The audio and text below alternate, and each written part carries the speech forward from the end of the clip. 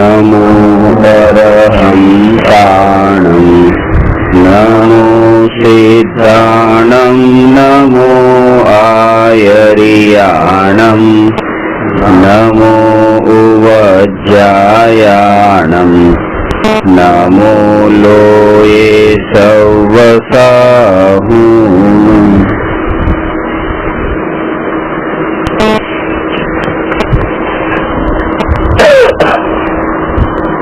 प्रश्न नंबर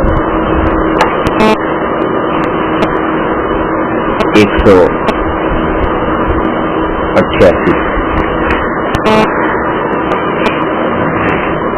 5 इंद्रियने काम અને ભોગમાં વિભાજિત કરો।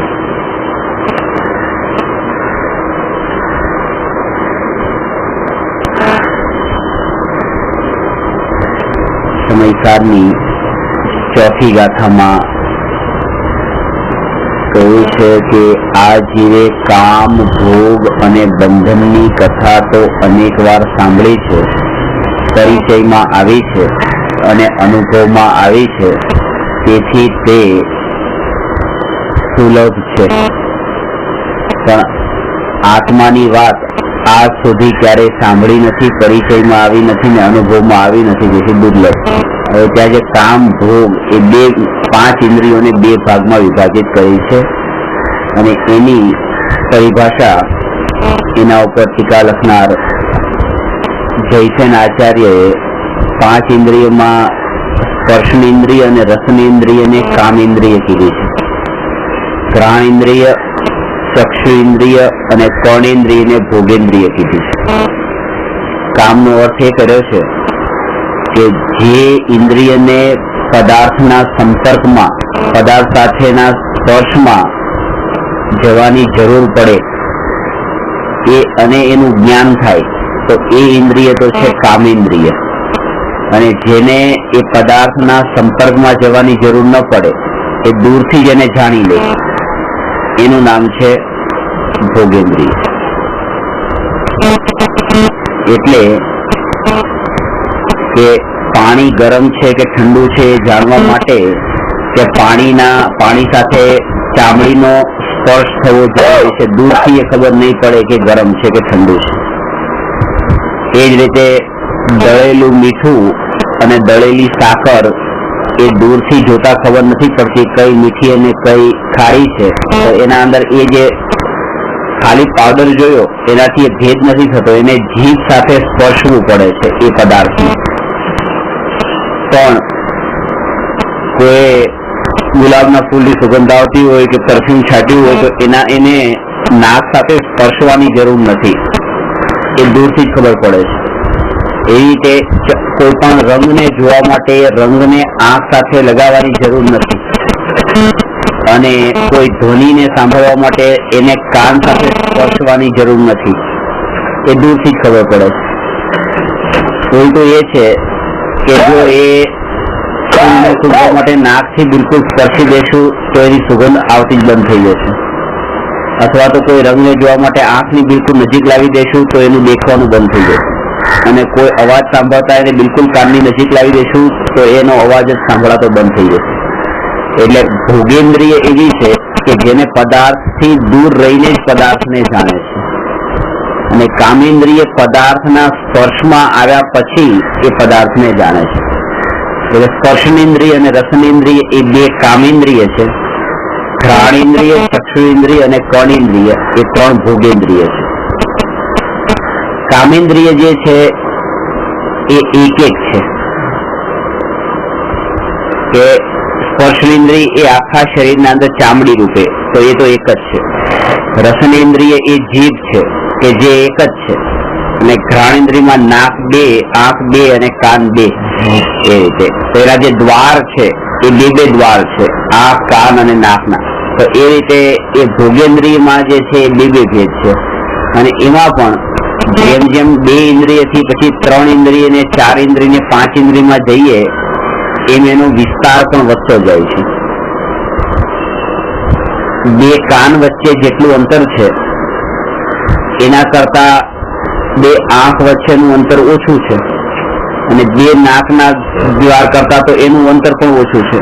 તો એ જે અહીંથી અહીંયા તો ખાલી દિવાલ માત્ર છે બે નાક વચ્ચે, અને એનાથી આ આંખ તો એનો વિસ્તાર વધારે છે, કાન તો એનો વિસ્તાર એનાથી વધારે છે. તો જેમ જેમ ઇન્દ્રિયો વધે છે એમ એમ જ્ઞાનનો વિસ્તાર પણ વધતો જાય છે એ રીતે. તો આ 5 ઇન્દ્રિયમાં આ સ્પર્શેન્દ્રિય ને રસનેન્દ્રિય એ કામેન્દ્રિય, ઘ્રાણેન્દ્રિય, ચક્ષુન્દ્રિય ને કર્ણેન્દ્રિય, ભોગેન્દ્રિય.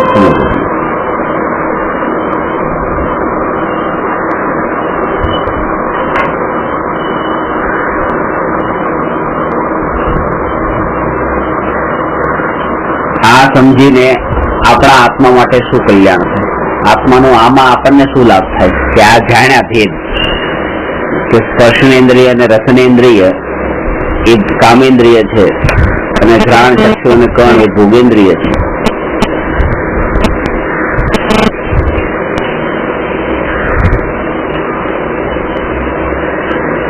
પહેલી વસ્તુ તો એ કે એનાથી આ કામેન્દ્રિય અને ભોગેન્દ્રિયના ભેદથી જ્ઞાનની પરાધીનતા વર્તમાનમાં છે એનું જ્ઞાન થાય.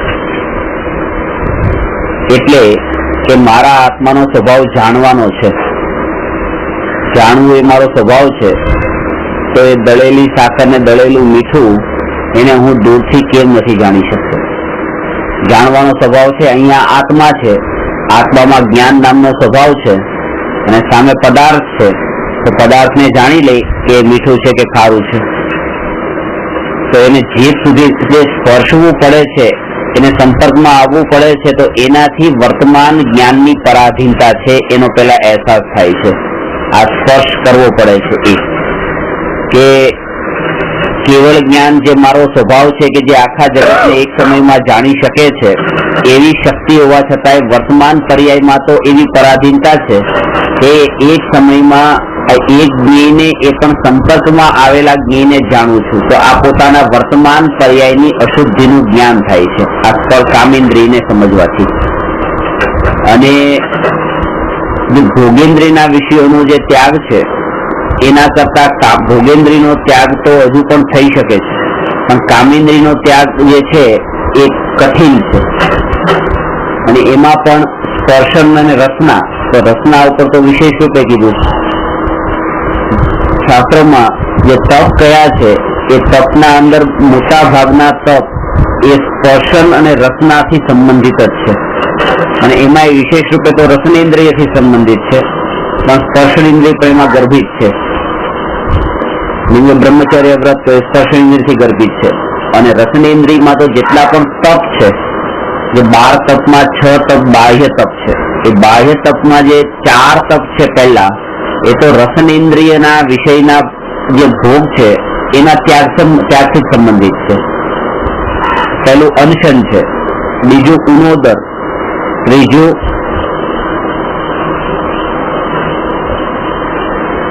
વૃત્તિ પરિસંખ્યાન અને ચોથું રસ પરિત્યાગ. વૃત્તિ સંક્ષેપ કે ને, અને ચોથું રસ પરિત્યાગ. રસ પરિત્યાગ એટલે આંજી એટલે આ તમે વસ્તુને ગણીને ખાવી, લિમિટમાં મર્યાદા કરીને સંખ્યાના અંદર એનું પરિમાણ બાંધી છે. પેલા તો આખો દિવસ આહાર ન લેવો, એક સમયથી વધારે સમય માટે આહાર ન લેવો, એ પણ એકાસનું તો એ છે એક સમય આહાર લેવો, એકાસનું નહીં, એનું નામ એકાસનું છે જ નહીં. એક સમય માટે એક ટાઈમમાં બેસીને એક જગ્યા પર બેસીને આહાર લીધો એ તો પાપ કર્યું છે. એ એકાસનું ક્યાં કર્યું છે? બસ. તો જે બીજો ટાઈમ નહીં ખાધું એ એકાસનું. એવી રીતે ગણેલી વસ્તુ જે 4 ખાધી એ નહીં તપ, પણ 4 સિવાયની બાકીની જે ન ખાધી એ તપ. અને જે આ રસનો જે ત્યાગ એનું નામ તપ. 4 ખાવાથી નહીં ખાવું, એક ટાઈમથી વધારે નહીં ખાવું, ગણેલી વસ્તુથી વધારે નહીં ખાવી, અને રસનો ત્યાગ કરીને રસને પોષીને ન ખાવું. તો એ જે ન ખાવાથી સંબંધિત જે 4 તપ છે એ 4 રસનેન્દ્રિયથી સંબંધિત છે. એટલે આ 5 ઇન્દ્રિયોમાં સ્પર્શન અને રસનાને જુદા પાડીને એના ઉપર ખાસ જોર આપવામાં આવ્યું છે. કારણ એમાં કે રસનેન્દ્રિય ઉપર એટલા માટે કારણ કે રસનેન્દ્રિયના જે ભોગ છે એ જો ટળે તો એના કારણે બાકીની 4 ઇન્દ્રિયના ભોગો ઓટોમેટિક ટળી જાય છે. 8 દિવસથી ઉપવાસ છે, અઠ્ઠાઈ કરી છે, હવે એને સ્પર્શનેન્દ્રિયના ભોગનો વિકલ્પ અત્યારે ઉઠતો જ નથી. સ્ત્રીને ભોગવવાનો ભાવ આવતો નથી કારણ કે શરીર એટલું શિથિલ થઈ ગયું છે. તો રસનેન્દ્રિયનો ત્યાગ કર્યો છે તો સ્પર્શનેન્દ્રિયના ભોગનો ત્યાગ ઓટોમેટિક થઈ ગયો. હવે એને ત્યાં ઘ્રાણેન્દ્રિય, ચક્ષુ ઇન્દ્રિય ને કળેન્દ્રિય મૂવી જોવા જવાનું કે બનો કે ચલો ત્યાં તમે મ્યુઝિક સાંભળો કે કાંઈ મન નથી લાગતું અત્યારે. તો બસ બાકીની ઇન્દ્રિયોના અંદર ઓટોમેટિક ત્યાં એવી દશા આવી જાય છે. એટલે આપણે અત્યારે આપણી ભૂમિકા અનુસાર એવી રીતે રહીએ કે સાધુ છે કે વન જંગલમાં રહીને આ બધું આવી રીતે કેમ સહન, એટલે આટલું તપ કરતા હશે, બ્રહ્મચર્ય મહાવ્રતનું પાલન કેવી રીતે કરતા હશે. પણ એ તો આપણે આપણી ભૂમિકામાં રહીને વિચાર કરીએ છીએ કે દિવસમાં 4 વખત ખાઈને આપણે વિચાર કરીએ છીએ કે કેવી રીતે પાલન કરતા હશે. પણ જયારે એ લેવલમાં જઈને એ વ્રત કરીએ ત્યારે પછી એ શંકા નથી થતી કે કેવી રીતે પાલન કરતા હશે. અને તો આપણને આપણી ભૂમિકાના અંદર જ એવો અહેસાસ થાય છે કે જે દિવસે આપણે ગૃહતા વાળો એવો એનું પોષક હોય એવો આહાર લીધો હોય તો એ દિવસે આપણને આળસ આવે છે, બગાસ આવે, ઊંઘ આવે છે, ચેન નથી પડતું. એટલે આપણે અંદરમાં એ જે શાંતિને જે ફ્રીડમનો અહેસાસ થવો જોઈએ એવું નથી લાગતું, આપણે બંધાઈ ગયા એવું લાગે છે. તો એના ઉપરથી ખબર પડે કે જો આપણને પણ આટલો અહેસાસ થતો હોય તો એને નેગેટિવ પછી લઈ લેવાનું કે જેને આ ન હોય એને પછી બાકી બધા વ્રતો સહજ રૂપે પડાતા હોય છે.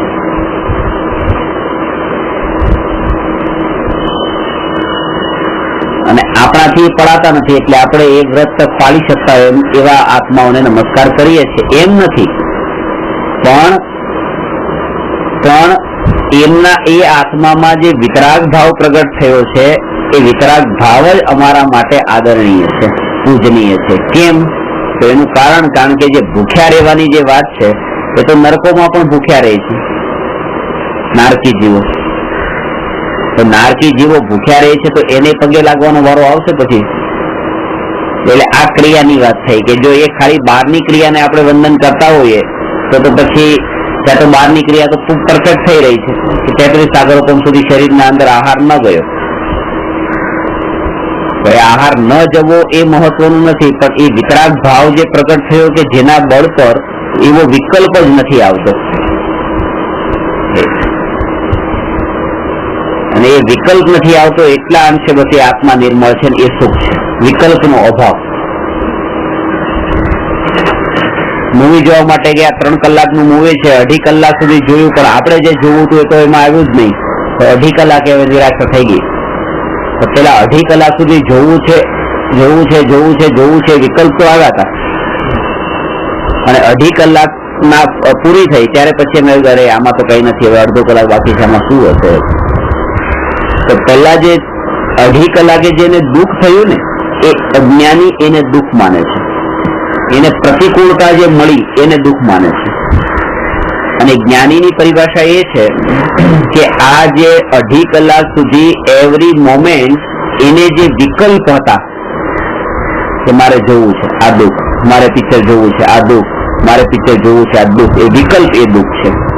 સામે જે પ્રતિકૂળતા આવી એ દુઃખ નથી. એટલે 2.5 કલાક સુધી જોવું છે એ વિકલ્પ એ દુઃખ. અને 2.5 કલાક સુધી એ સીન નહીં આવ્યો હોય એમ કે ચલો ઉભા થઈ નીકળી જાય છે, તો બધાની સાથે ગયા છે એટલે ઉભા થઈ શકતા નથી. એટલે અડધો કલાક સુધી એ વિકલ્પ રહે છે, હવે ઉભો થાવ, અહીંથી જાઓ. તો એ જવાની વાત નથી, પણ એ જવું છે એનો જે વિકલ્પ એ દુઃખ. પેલા જોવું છે એ વિકલ્પનું દુઃખ, પછી જવું છે એ વિકલ્પનું દુઃખ. 3 કલાક સુધી એને દુઃખ જે છે એ વિકલ્પનું દુઃખ છે.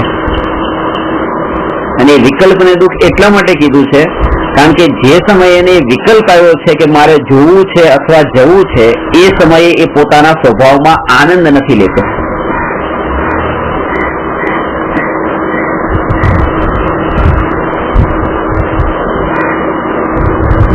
એ જેટલા સમય માટે આનંદ નથી લેતો, શાસ્ત્રોમાં એ કીધું છે કે જે આનંદ નથી લેતો એ દુઃખ છે.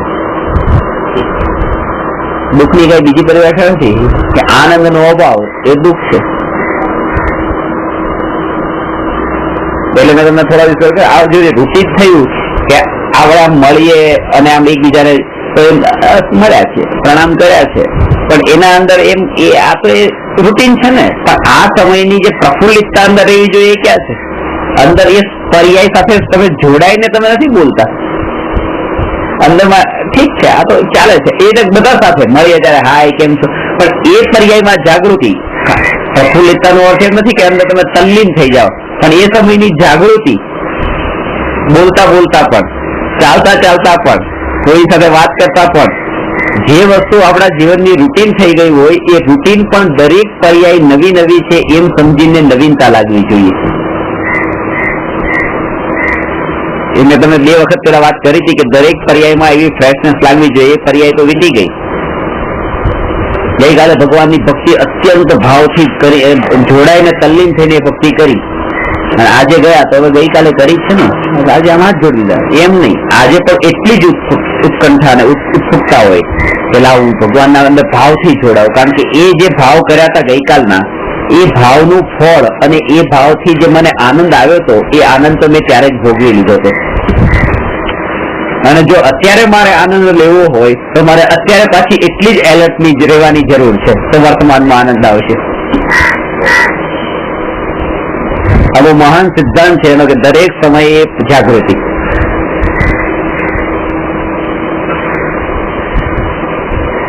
તો ત્યાં ભલે તમે એ ખબર પડે છે કે આ સ્પર્શેન્દ્રિય છે, આ રસનેન્દ્રિય છે, તો જેવી પરના અંદર સંપર્કની જરૂર પડી ત્યાં તરત જ ખબર પડે કે આ મારા જ્ઞાનની પરાધીનતા, પણ હું જ્ઞાન સ્વભાવી છું એવી જાગૃતિ.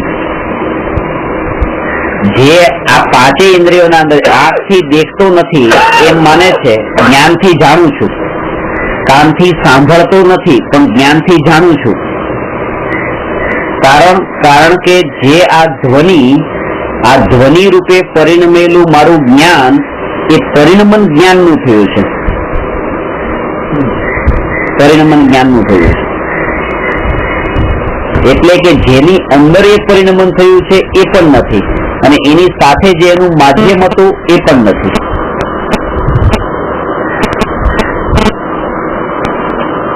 એટલે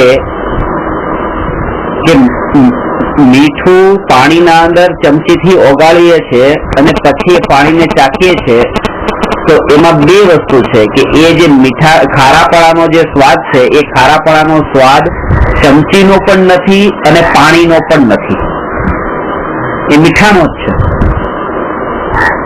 એવી રીતે કારણ કે મીઠું જ એ મીઠાનું જ પરિણમન છે. આ ખારાપણું, ખારાશ જે છે એ પરિણમન કોનું? મીઠાનું છે. એ પાણીનું પરિણમન નથી, એ ચમચીનું પરિણમન નથી, મીઠું પરિણમે છે. એવી રીતે જે આ જ્ઞાન જે થઈ રહ્યું છે તો એ શબ્દો મારા કાનમાં પડે તો એ જ્ઞાન થઈ રહ્યું છે, તો એ જ્ઞાનનું પરિણમન છે, આ શબ્દોનું નથી. આ સામે જે શબ્દો મારા કાનમાં સંભળાઈ રહ્યા છે એ શબ્દો એ તો જ્ઞેય છે, અને આ ઇન્દ્રિયો છે માધ્યમ છે. ઇન્દ્રિયો ચમચી બરાબર છે, આ કાન ચમચી બરાબર છે. આ કાનનું પરિણમન નથી થયું એ જ્ઞાન રૂપે, અને શબ્દો જે કાનમાં પડ્યા છે એનું પણ પરિણમન નથી થયું આ જ્ઞાન રૂપે. આ જ્ઞાનરૂપ પરિણમન જે છે એ મારા સ્વભાવનું જ પરિણમન છે, જ્ઞાનનું જ પરિણમન છે, આત્માનું જ પરિણમન છે. તો એ રીતે ખબર પડે કે મીઠાનો જે સ્વભાવ ખારાપણું છે એ મીઠાનું પરિણમન છે, પાણીનો સ્વભાવ ખારાપણું નથી અને ચમચીનો સ્વભાવ ખારાપણું નથી. ચમચી તો ખાલી માધ્યમ છે અને પાણી એના રૂપે. એટલે ચમચીમાં તો હજી એવો ભ્રમ નથી થતો કે આ ચમચી ખારી છે, પણ પાણી ખારું છે ભ્રમ થવાના ચાન્સ વધારે છે. તો અહીંયા એટલી ખબર પડે છે કે આ જે રંગને સામે ટીવી ને દ્રશ્યને જાણવા વાળું જે જ્ઞાન છે આંખનું જ્ઞાન નથી, એ તો ખબર પડી જાય છે. ટેબલનું જ્ઞાન, તો ટેબલનું જ્ઞાન જયારે આપણે કહીએ ત્યારે ટેબલનું જ્ઞાન એ આંખનું જ્ઞાન નથી, એ તો ખબર પડે છે, પણ ટેબલનું જ્ઞાન એ પણ નથી એ માનવામાં નથી આવતું. એ ટેબલનું જ્ઞાન પણ આત્માનું જ્ઞાન છે, ટેબલનું નથી. કારણ કે ટેબલને જાણી લેવાથી એ જ્ઞાન ટેબલનું નથી થઈ જતું. કારણ કે જો ટેબલ ને જાણી લેવાથી જ્ઞાન એ ટેબલ નું થઈ જાય તો આખા જગત ને જાણવાથી કેવળ જ્ઞાન આખા જગત નું થઈ જાય. પણ એમ થતું નથી. કેવળ જ્ઞાન તો કેવળી નું જ રહે છે, આખા જગત નું નથી થતું. અને આપણે એ જ ભૂલ કરીએ છીએ કે આપણે આજ સુધી કર્યું શું કે આજ સુધી એક જ કામ કર્યું કે જ્ઞેયોને જાણ્યા, બીજું કઈ કર્યું નથી. અને ખાલી એને જાણ્યા હતા અને એ જાણ્યા પછી એ ભૂલ નથી, એ મારો સ્વભાવ હતો. અને જેને જાણ્યા એના ઉપર અધિકાર જમાવ્યો, ત્યાં મારા મોહ રાગ દ્વેષ એ બધા પ્રકારના ભાવથી એમાં જોડાણ કર્યું. આ ભૂલ હતી. જાણ્યા જાણ્યા જાણ્યા એ તો મારો સ્વભાવ છે કે માત્ર જાણું છું. અને એમ જાણ્યું કે એને તો પોતાનું માન્યું કે આ ટેબલ કોનું છે, કે આ મારું ટેબલ. અને આ જ્ઞાન કે ટેબલનું, જે જ્ઞાન આત્માનું છે એને ટેબલનું કીધું, અને જે ટેબલ પારખું છે એ મારું ટેબલ છે. સ્વનો અંશ જે હતો જ્ઞાન એને પરના અંદર મિક્સ કર્યો છે, ટેબલનું જ્ઞાન. અને જે ટેબલ જે પરદ્રવ્ય હતું એને પોતાનામાં માન્યું છે, ત્યાં પોતાનું. અને આ વાતની દરેક સમયે જાગૃતિ રહેવી એનું નામ ભેદ જ્ઞાન છે. કે પરદ્રવ્ય છે એ સ્વમાં નથી, અને જે જ્ઞાન છે એ સ્વમાં જ છે, એ પરનું નથી. તો કે એમ કહેવામાં તો આવે છે કે આ ટેબલ મારું છે અને જ્ઞાન ટેબલનું છે. તો આ બે વાક્ય, ટેબલનું જ્ઞાન અને મારું ટેબલ, એવું કહેવું એનું નામ વ્યવહાર છે. એ ખોટું નથી, બોલવામાં તો એમ જ આવશે. બોલવામાં તો એમ જ આવે કે ટેબલનું જ્ઞાન. તો જેથી કરીને એ ખબર પડે છે કે આ ટેબલનું જ્ઞાન છે. તો એ ખબર પડે છે કે આ સમયે મારા જ્ઞાનનો જ્ઞેય ટેબલ છે, એ સિવાય જગતના કોઈ પદાર્થ નથી. જ્ઞાન જ્ઞેયનું છે એમ કહીને એ સમયે કયા જ્ઞેયને જાણે છે એ વાતનો ખુલાસો થાય છે. અને એ વ્યવહાર કીધો છે. કારણ કે આ જાણીને પણ પછી લાભ શું કે ટેબલ ને જાણે, ખુરશી ને જાણે. એ ખુલાસો કરીને તો શું મતલબ છે? જેને જ્ઞાનને જ અનુભવવું હોય, એને જ્ઞાનને જ પકડવું હોય, એને જ્ઞેયોના અંદર ભેદોમાં જવાની જરૂર શું છે? પણ એ એટલા માટે કે એ પર્યાયનું પણ જ્ઞાન કરાવે છે કે વર્તમાન પર્યાયમાં મારી આવી અધૂરી દશા છે. એટલે પર્યાયનો પણ સ્વીકાર કરાવે છે કે જે સમયે હું ટેબલને જાણું ત્યારે ખુરશી નથી જાણી શકતો, આવી વર્તમાન જ્ઞાન પર્યાયની નબળાઈ છે, એનું પણ જ્ઞાન કરાવે છે. સમયસાર બંનેને કહે છે કે તમે પર્યાયનો પણ સ્વીકાર કરો, પર્યાયના સ્વરૂપનો પણ સમજો, અને દ્રવ્ય સ્વભાવને પણ જાણો. બંનેનો સ્વીકાર કરવાનું નામ અનેકાંત છે. કે બંને વસ્તુના અંશો છે ને, એક અંશને તમે જાણો, બીજા અંશને ન જાણો તો એકાંત થઈ ગયો.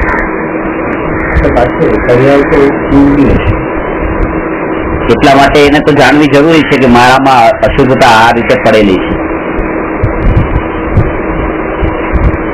એટલે બે વસ્તુ આ પ્રશ્નના અંદર એટલી સમજવાની છે કે 5 ઇન્દ્રિયના માધ્યમથી જે જ્ઞાન જાણે છે પદાર્થને જાણતું એવું જ્ઞાન એ જ્ઞેયનું થઈ જતું નથી અને ઇન્દ્રિયોથી થતું નથી.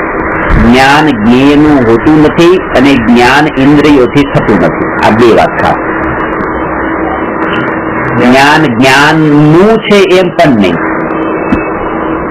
કારણ કે જયારે જ્ઞાનને જ્ઞાનનું કહો છો ત્યારે એક સંબંધ જોડાયો પાછો. આ જ્ઞાન ને આ જ્ઞાન કઈક અલગ અલગ છે. નો, ની, નું, ના એટલે કઈક સંબંધ જાણ્યો. જ્ઞાન જ્ઞાન છે, બીજું કઈ નહીં.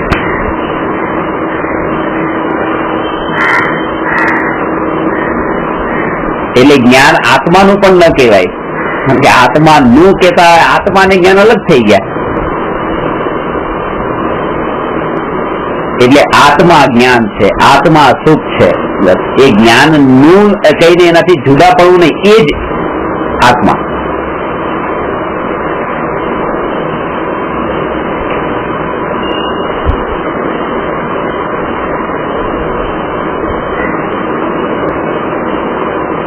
વ્યવહારથી એમ કહેવાય કે જ્ઞાન ટેબલનું છે, નિશ્ચયથી એમ ન કહેવાય કે જ્ઞાન આત્માનું છે.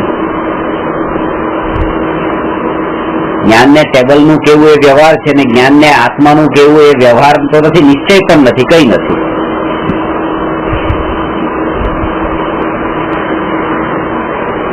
વ્યવહારથી જ્ઞાન ટેબલનું છે, નિશ્ચયથી જ્ઞાન જ્ઞાન છે.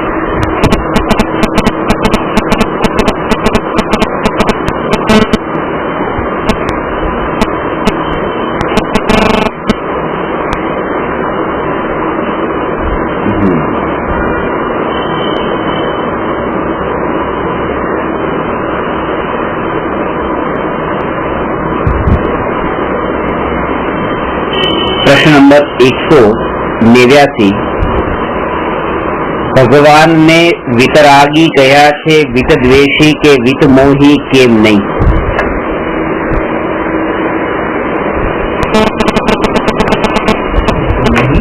કેમ નહીં?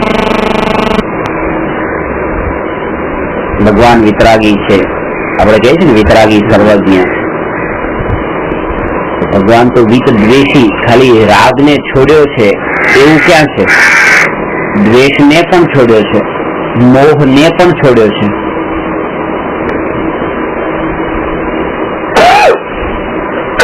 આના ત્રણ કેવા જોઈએ એ કહેવાની જરૂર નથી.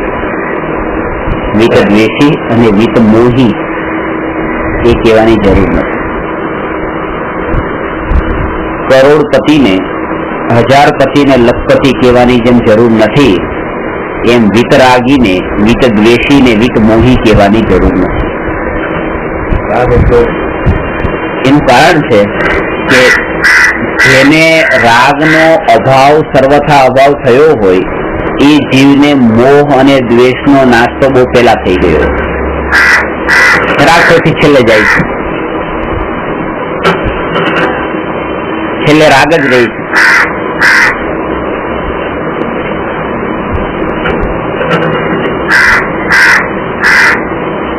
એટલે રાગને ખતરનાક કીધો છે. દ્વેષ કરતા પણ ખતરનાક છે. દ્વેષ કરતા પણ રાગ ખતરનાક છે કે દ્વેષ જેના પ્રત્યે છે એમાં તો ક્યારેય તે ચલો એક એક્ટિંગ કરીને પણ વર્ષમાં એક દિવસ આપણને એમ વિચાર આવે છે કે ચલો આ દ્વેષ છોડી દઈએ, મિથ્યામિલીકરણ કહી દઈએ. પણ જેનામાં રાગ હોય છે એના એવો કોઈ દિવસ આવતો નથી કે એકાદ વખત એને કહી દઈએ ચાલ દુશ્મનાવટ આજનો દિવસ એક વખત કરી લઈ. ત્યાં તો એ કોઈ ઓપ્શન જ નથી, એના માટે બચવાનો બીજો કોઈ ઉપાય નથી. કારણ કે લાગતું નથી આ ભૂલ છે, આમાં રાગમાં જોડાઈ ગયા છીએ, ભૂલ છે લાગતું નથી. અને એ સમયે પકડમાં આવતું નથી. પેલો દ્વેષ તે ક્ષણે જ પકડમાં આવે છે કે આ ખોટું. જ્યાં ખબર પડે છે કે આ કોઈના પર ગુસ્સો કર્યો, આ ખોટું કર્યું, એવું જે પકડમાં આવે છે કારણ કે આ મારો સ્વભાવ નથી અને આ ક્રોધ કર્યો છે. અને કોઈ ભૂખ્યો હોય ને એને તમે ખાવાનું આપ્યું તો તમને એ વખતે એવું તો લાગતું જ નથી કે આ ખોટું કર્યું છે. કેમ લાગે બહુ બહુ સારું કામ કર્યું, આ સારું કામ કર્યું. કારણ કે ત્યાં એ તમે તરત જ પોતાને જો કે એને મળ્યું એના તરફ તમે જોવું છો એટલે એને તમને એમ લાગે છે બહુ સારું કામ કર્યું. પણ તમે અહીંયા ખાલી તમારા ભાવને જ જો કે આ ભાવ આત્મામાં ઉત્પન્ન થયો, આ આત્મા માટે સારું થયું કે ખરાબ થયું, તો કે અહિત થયું, વિભાવ છે. એટલે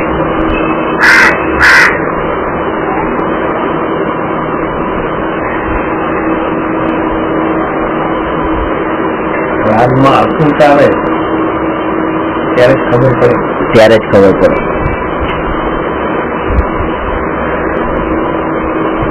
રાગ પોચતું હોય, રાગ ચાલતું હોય ત્યારે ખબર પકડ નથી. જયારે આમાં કઈક બાધા પડે ત્યારે ખબર પડે એ આખો રાગ.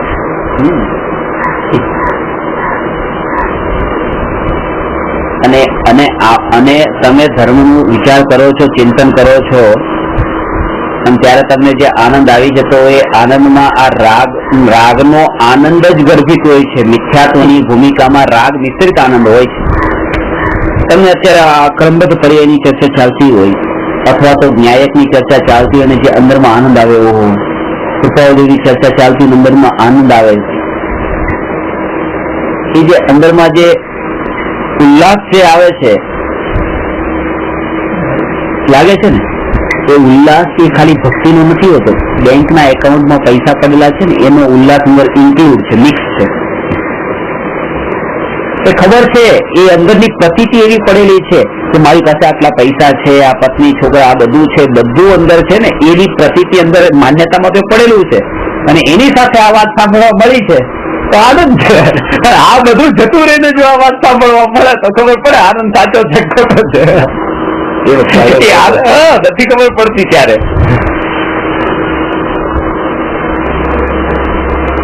એટલે અત્યારે મિથ્યાત્વની ભૂમિકામાં જે આનંદ છે ને એ પોતાને માનીને બેઠા છો કે હું કરોડપતિ છું, બસ એ માન્યતા અંદર પડેલી છે. અને ન્યાયક એ આનંદ જે આવે છે કરોડપતિનો મિક્સ આનંદ છે. અને એટલા માટે દાન અતિન્દ્રિય આનંદ નથી કીધો, કારણ કે મિથ્યાત્વ જ્યાં સુધી હોય ત્યાં સુધી પરને પોતાનું માનીને જે સાધના કરતો હોય અને પરને પર રૂપે માને એક એવો અનુમાન તો કરી દો કે બિલકુલ ખાતું ખાલી થઈ ગયું, પ્રોપર્ટી બધી જતી રહી, ઘર વેચ્યું, રસ્તા ઉપર આવી ગયા, રહેવા માટે ઝૂંપડી નથી, પત્ની હતી મરી ગઈ, છોકરા મરી ગયા અને હું એકલો, અને શરીરે માંદું પડી ગયું, ક્ષીણ થઈ રહ્યું છે અને તોય મારું જીવન મારા ચૈતન્ય સ્વભાવથી છે. એવી જાગૃતિ. હવે વિચાર કરો કે આની કઈ વાત પણ કોઈ કે ને તેના પર ગુસ્સાવાળી વાત કરતા ને ભૂલથી કે તમારે જેવા તો જ કરવી જોઈએ, ક્યારેક તમારે તો વચનો ફળી જાય નથી જમતું. સંયોગોની સાથે રહીને સાધના કરવાનું ગમે છે.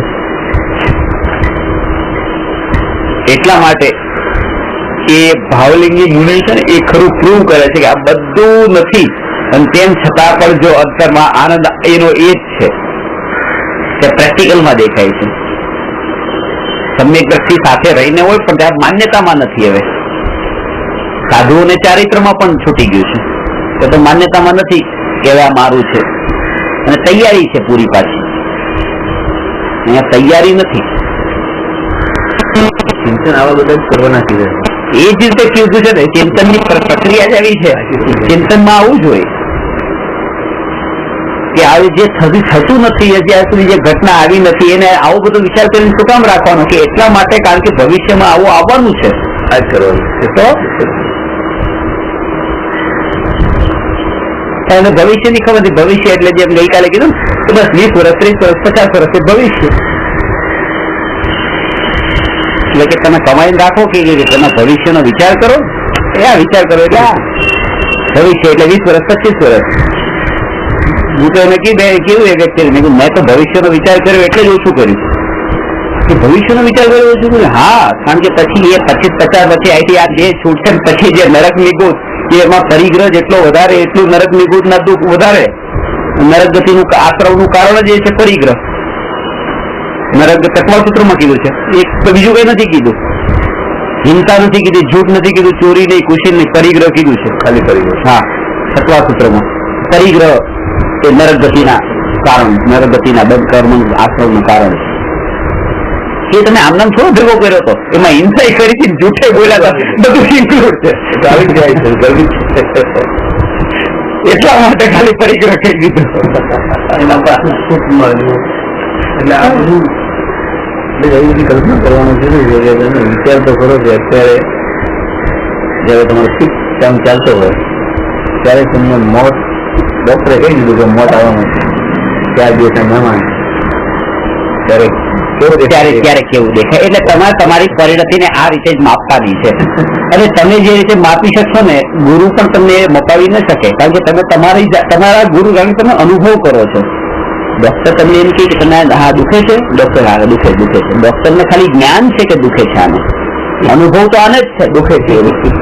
એને જે દુખે છે એની ખબર પડે છે, એની ખબર ડોક્ટરને પણ નથી પડતી. કેટલું દુખે છે નથી, ડોક્ટર નથી ખબર. તો ભલે અનુમાનથી કહી દે કે ભાઈ આટલું અહીંયા આવું થઈ ગયું છે, આ લીલું લીલું થઈ ગયું છે, આટલો સોજો ચડી ગયો છે, તો એને આવું દુખતું હશે અનુમાન કરી શકે, પણ ખરો ડોક્ટર તો એ જ છે.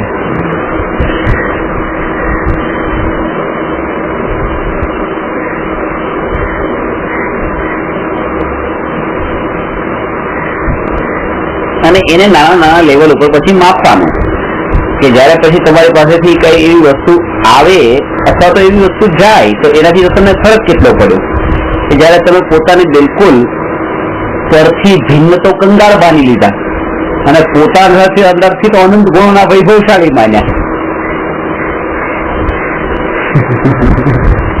એ સ્થિતિમાં કારણ કે ખાલી પરથી ભિન્ન માની લે તો કંગાળ કંગાળ, અરે મારી પાસે કઈ રહ્યું નહીં. અંદરનો પાસે અંદર એક સ્ટ્રેન્થ પાવર હોવો જોઈએ કે અંદરમાં અનંત શક્તિ ભરેલી પડી છે અને એના બળ ઉપર તે પરથી જુદો રહી શકે છે. નહીં તો એને એમ લાગી કે આ પર હતું એ મારું જતું રહ્યું, હવે મારે આધાર કોનો, સહારો કોનો?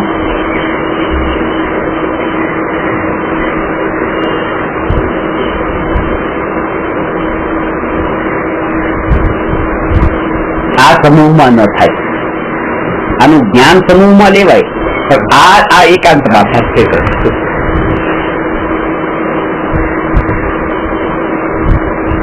આપણે એની કલ્પના પણ નથી કરતા. જે ઘટના ઘટી શકે છે એટલા માટે જ એ ઘટનાના ઘટવાનું બહુ દુઃખ થાય છે, બહુ દુઃખ થાય છે.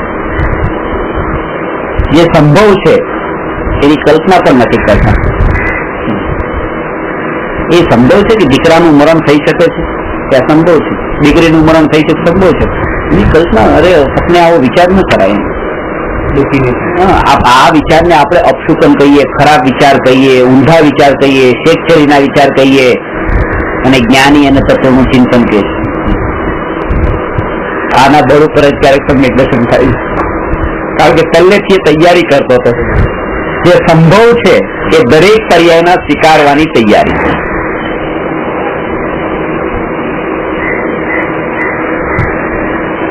અને એનાથી તે સંસારના ક્ષણિકપણાનો એને બોધ થાય છે. જયારે અત્યારે વિચારોમાં તો બોધ થઈ જ રહ્યો છે. ભલે એ પુત્રનું મરણ ન થતું હોય, પણ પુત્રનું મરણ થયા પહેલા પુત્રનો વિકલ્પ કરે ને કે મરણનો વિકલ્પ, તો એનાથી એને ક્ષણિકનો બોધ થાય કે એ ક્ષણમાં આવું થઈ જાય છે. જો એ ત્યાં ઘટના નથી ઘટી, પણ એના વિચારોમાં તો આખું રૂપ એવું જ તૈયાર થઈ ગયું છે કે જો એક ક્ષણમાં કેવું થઈ જાય છે. અને તો પછી એવો વિચાર ચાલી રહ્યો છે, એનો પુત્ર તો છે ત્યાં, એનો વિચાર ચાલી રહ્યો છે અને એટલા માટે માનો 5-25 ઓછા કમાણા ને તો એને ફરક ત્યાં એટલું દુઃખ નથી લાગતું. કેમ? કારણ કે એને ખબર છે કે અરે જો એક ક્ષણમાં પુત્ર મરી જાય છે, આ પૈસા મળે કે ન મળે શું ફરક પડે. ઓટોમેટિક એને ત્યાં પલટો આવે છે.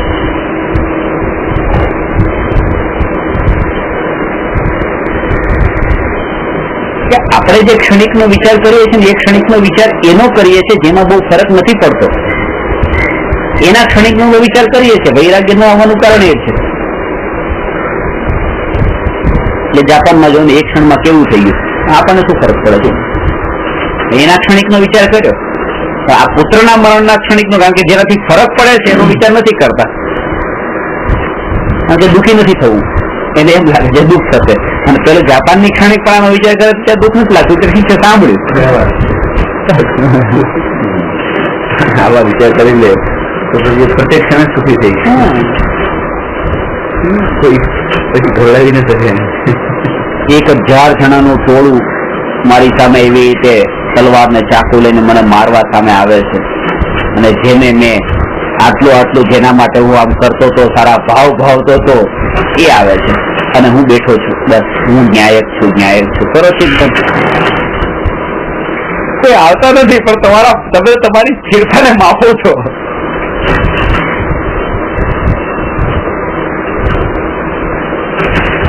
અને એ સમય પછી તમને છે ને બહારમાં કોઈ એ સ્થિતિમાં તમે માનો કે કંગાળ થઈ ગયો છું, પહેરવા માટે કપડાં પણ નથી, ફાટેલા એવા કપડાં પહેર્યા છે અને એવી સ્થિતિમાં છું. અને એ વખતે તમારા સૂટ બૂટ ટાઈ પહેરીને તમે વ્યવસ્થિત બેઠા હો ને, ત્યાં પર તમને ફરક નહીં પડે, કારણ કે તમે અંદરમાં તો તમારી ધારા તો એ રૂપે જ ચાલી રહી છે કે આવો હો તો પણ હું ન્યાયક છું. એવું આમ થાય કે આવી સ્થિતિ આવે તો જ કઈક તો પાછા વળશું નહીં તો નહીં વળે. તો જ કંઈક થાય, ઉન્નતિ થાય. આ સ્થિતિમાં જવું મુશ્કેલ છે, પણ આવે તો વાંધો નહીં. આવા સંજોગ, આવા સહયોગ મળે એટલે જ આ અનુકૂળ સંજોગો બધા છે ને તે સંસ્થાનું સ્વરૂપ સમજાતું સમજાતું એક ને એક વસ્તુના અંદર છે ને એ એટલો પાછો તન્મય હોવો જોઈએ પૂરેપૂરો. ભોગોમાં એટલો આસક્ત નથી, સ્ટ્રોંગ નથી. એને ભોગોમાં આસક્તિ નથી. ભોગોની આસક્તિનો મતલબ એ કે પત્નીમાં એટલો તન્મય હોવો જોઈએ, પત્નીમાં એવો તન્મય હોવો જોઈએ કે મરે કે એને વૈરાગ્ય આવે. આ તો એટલો તન્મય નથી, એક જે ઠીક છે બીજી હશે કોઈ. એટલે એ એકના અંદર જેટલી તન્મયતા એ જેની બતાવે છે કે એકત્વનો ભાવ જેટલો પરમાં જેનો સ્ટ્રોંગ હોય એનો એકત્વનો ભાવ સ્વભાવમાં આવી થઈ શકે. અને પરમાં પણ થોડો ઢીલો પડી જાય છે. એટલે તો રાજા મહારાજો આ પરમાં આટલું કેટલી તલ્લીનતા હતી ભોગોમાં અને વિષયના અંદર ને મહેલોમાં ને બધી, અને એ જ તે પછી ત્યાગી શક્યા. કારણ કે ભોગો માટે તો એ જેટલી અંદરમાં તાકાત ને અંદરમાં મનોબળ મક્કમ કે હજી ભોગવવું જ છે, હજી આ એક ભોગવવું છે, કરવું એટલે કરવું જ તે કેમ ન થાય. અને એ જે કહી શકે કે ના ત્યાગવું એટલે ત્યાગવું કેમ ન થાય. કારણ કે અંદરની જે પ્રોસેસ જે છે ચિંતનની પ્રોસેસ એ તો બંનેમાં સરખી છે. જેને વિલ પાવર કહેવાય, એ વિલ પાવર તો જેમ એ ભોગવું માટેનો સ્ટ્રોંગ છે તો એ રીતે ત્યાગ માટેનો પણ સ્ટ્રોંગ હશે. એટલે એમાં યોગી હોય ને એ દરેક અક્ષર પૂર્ણ હોય. એટલે શાસ્ત્રોમાં જે મેં તો જેટલી સ્ટોરી વાંચી છે મારા વાંચવામાં એવી નથી આવી કે કોઈ કંગાળ ભિખારી સાધુ થયો કે રાજા અને મહેલમાં રહેતા હતા. એ કારણ કે જેટલા એ તલ્લીન હતા. આનો મતલબ એમ નથી પેલા આપણે આગળ ચાલુ કરીએ રાજા બન્યા ઊંધો અર્થ કેટલા લઈ લે રાજા જ થવાનું. અત્યારે રાજા તો પોતે મારી બેઠા છે રાજા જ છું. હવે પુણ્ય એકઠો કરીએ કે રાજા ભાઈ રાજા લઈને પછી વેરાગી લાવે. ઘણી વખત આવી જયારે દશા આવે ને સંયોગો નથી, જુદા પડી ગયા પછી સાધના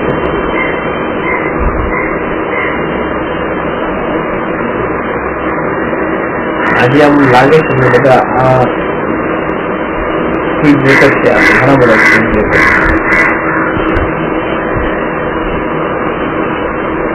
અને એ જ આપણને જાગૃત કરાવે છે કે જો આ તમારું નથી. સંયોગો જે અનુકૂળતા જયારે પ્રતિકૂળતા રૂપે થાય ખબર છે નથી, પણ છતાંય આ વસ્તુ કરવી.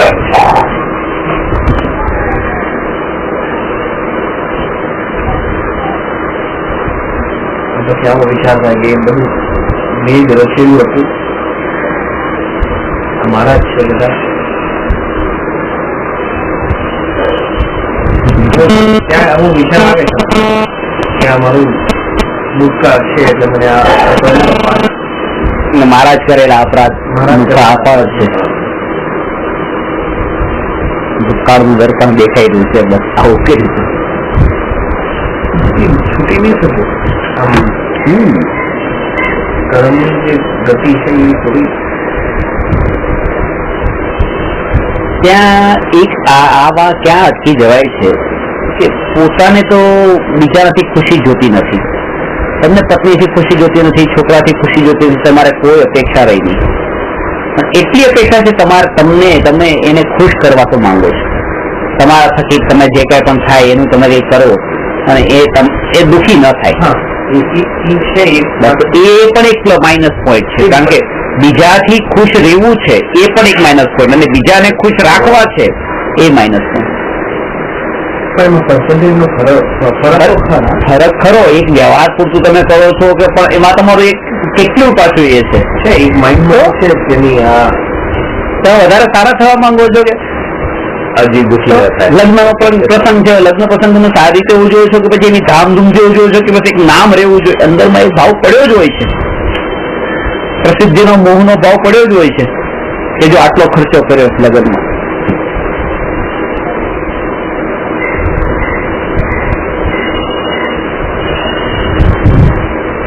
અને કઈ પકડવા નથી આવતું. આ તો એમ લાગે આ તો વ્યવહાર હતો, વ્યવહાર કર્યો છે, એમાં શું છે? વ્યવહાર તો સારો જ કરવો તો વ્યવહાર તો સારો જ કરવો જોઈએ એવું લાગે છે, પણ એનું માપ શું એ ખબર નથી.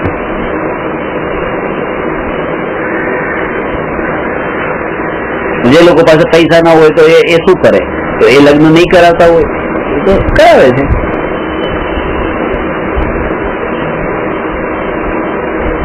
એટલે પણ ત્યાં અંદર હું મહાન દેખાવું, મહાન દેખાવું, મહાન દેખાવું, અંદર આ ભાવ પ્રસિદ્ધિનો દરેક મિથ્યા દ્રષ્ટિ અજ્ઞાનીમાં અભાવ પડેલો હોય છે,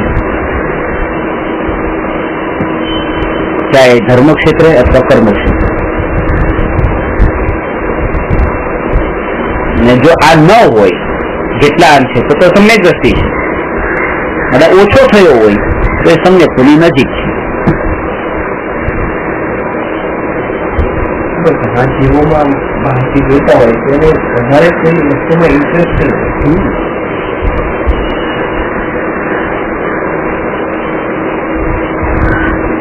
તમે ક્યાંય 5 રૂપિયાનું દાન આપ્યું, મને કોઈ 2 રૂપિયાનું દાન આપ્યું, કોઈ રૂપિયાનું દાન આપ્યું, રૂપિયાનું દાન આપ્યું, એનું નામ પહેલા લખાણું, 5 રૂપિયાનું દાન વાળાનું નામ છેલ્લે નીચી લાઈન નાની લાઈનમાં લખાણું, અને એ તમારા નજરમાં આવી ગયું તો એ સમયે તમે તમારી સ્થિતિ કેવી રહી છે આ ચિંતન કરો. આવી રીતે તો અંદર કરવો પડશે, પોતાના અંદર કરેલો માન કશાય કેટલો છે. આપ્યું કઈ નથી પણ તો એ અંદરની પરિણતિને માપવા માટે આ વિચાર કરવાનો કે મારી પરિણતિ માન કશાય માટે કેવી છે.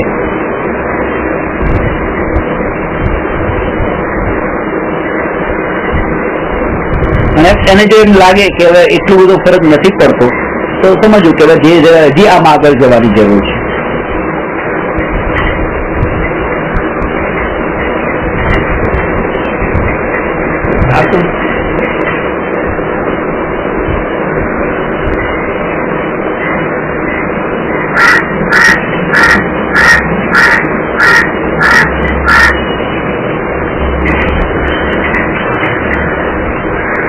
અજ્ઞાનીની એ નબળાઈના કારણે એને મોહનું અને રાગનું પોષણ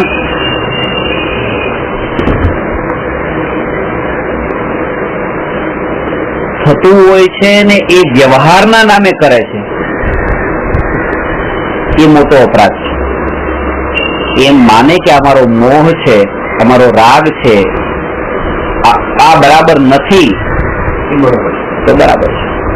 જો એમ કહી દે કે આ વ્યવહાર છે તો એ બરાબર નથી, કારણ કે વ્યવહાર તો સમ્યક દ્રષ્ટિઓને હોય છે, મિથ્યા દ્રષ્ટિઓને નહીં. મિથ્યા દ્રષ્ટિનો તો પૂરેપૂરો મોહ ભાવ છે.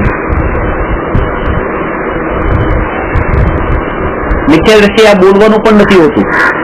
તમે આટલા સરસ એવા કપડા પહેર્યા છે કે અમે આવા સ્ટેટસમાં રહેતા હોઈએ એટલે અમારે આવા પહેરવા પડે, વ્યવહાર છે. વ્યવહાર છે નહીં બોલતા, મિથ્યાત્વની ભૂમિકામાં વ્યવહાર નહીં, ત્યાં મોહ પડેલો છે. સમ્યક દર્શન થઈ જાય અને પછી એ કરે તો એ વ્યવહાર કેવાશે, અને નિશ્ચય વ્યવહાર તો પછી જ હોય છે.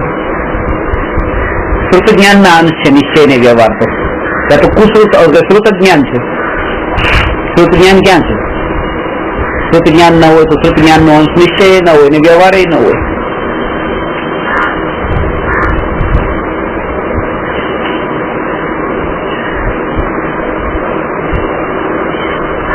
મિત્ર સાથે રેસ્ટોરન્ટમાં જવું પડે છે, પત્નીને લઈને પિક્ચર જોવા જવું પડે છે, આ બધો વ્યવહાર છે, મોહ ભાવ છે. એ મોહનો જો શિકાર થશે, કારણ કે વ્યવહાર છે તો વ્યવહારમાં માટે એને એવું લાગતું નથી કે અત્યારે છોડવો. વ્યવહાર તો છૂટી જશે ક્યારેક, એ ભૂમિકા આવશે ત્યારે વ્યવહાર છૂટી જાય છે. મોહ ભાવના માટે એમ નહીં, મોહ તો છોડવાનો છે, અને આને મોહ માનશે તો એનો પુરુષાર્થ કરશે. એને જો વ્યવહાર માની લેશે તો ચાલવા દો એવું લાગશે. પત્ની સાથે પિક્ચર જોવાનો આવતો નથી, હા, છતાંય જવું પડે છે. હા, ત્યાં પિક્ચરનો લોભ નથી, પણ ત્યાં વિચાર કરીએ છીએ પત્ની મારી છે એવો મોહ તો છે ને. એ નારાજ નહીં થાય, એના પાછળ છે કઈ લોભ છે. જાય અને ત્યાં જઈને સુઈ બી જાય તો બી લોભ છે. સુઈ ગયા તો ગયા જાગે છે ને, એ તો તમે ઘરેથી થઈ ગયા. એ ભાવ સુઈ ગયા સુઈ ગયા પછી તમે સુઈ જ ગયા. ત્યાં તો પાછી એટલો ઇન્ટરેસ્ટ. એક તો ટિકિટ ના પૈસા ગયા, 3 કલાકનો ટાઈમ ગયો ને બધું. આ બધી વસ્તુ જે છે ને આ ભૂતકાળની જાગૃત હોવું. આ વાત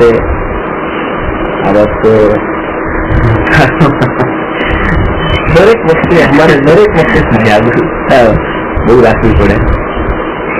સામેવાળાના ભાવો, સામેવાળાની અજ્ઞાનતા પણ દ્રષ્ટિમાં રાખવી પડે કે તમે હજુ એટલો વૈરાગ્ય બી નથી જાગ્યો કે તમે સંસાર છોડીને નીકળી જાય. અને સમજની પાછી છે અને રહેવું છે. એક તો વૈરાગ્ય હોય કાલે નીકળી જ જવાનું, પછી આ વ્યવહાર કરવાની કઈ જરૂર નથી. પણ તમને એટલી બધી સ્ટ્રોંગનેસ પાછી ખ્યાલ તો નથી આવો વૈરાગ નથી જાગ્યો. એટલે રહેવું તો બધું સંસારમાં. તો આ વ્યવહાર પણ એટલું જ સાચવવો પડશે અને એમને એટલું જ બતાવવું પડશે કે નહીં મને તારામાં આટલું ઇન્ટરેસ્ટ છે. મેં તો ના ઘરના ના ઘાટ ના ક્યાંય ના રહે. એ તો ઘરનાની ઘાટના ઘરનાની ઘાટના તો એ માનવો નહીં, ઘાટના થઈ શકે. ઘાટમાં નથી થઈ શકતો એટલે જ એટલા માટે એટલે ઘરનો રહેવાનું એટલે તમારે ઘરમાં રહેવું પડશે. અને ઘરમાં રહેવું હોય તો તમે આવું પ્રદર્શિત નહીં કરવું પડશે. હા, તમે કિચનમાં જઈને ના ઊંઘી શકો, ઊંઘી ગયા તો ગયા કે આવો 2% રોટલા જો તમારે ખાવાના છે ને તો 2% રોટલા માટે તમારે આવું કરવું પડે છે. પછી તમારે 2% રોટલાની ચિંતા નથી. સાદું થયા પછી તમને આહાર પડશે, પછી આ બધું કરવાની જરૂર નથી માથાકૂટ. એટલે એ દશામાં એવું છે કે ત્યાં અહીંયા 2 રાગ છે. એક તો ખાવા પીવાનો પણ રાગ છે અને ત્યારે સાચવવાનો પણ રાગ છે. અને ત્યાં સાચવવાનો રાગ છૂટી જાય છે અને ખાવા પીવાનો રાગ છૂટી જાય છે. જે મળ્યું તો ઠીક ને, ન મળ્યું તો ઠીક ને. એટલા માટે થઈને કોઈ ગુલામી નથી કરવી પડતી કોઈની.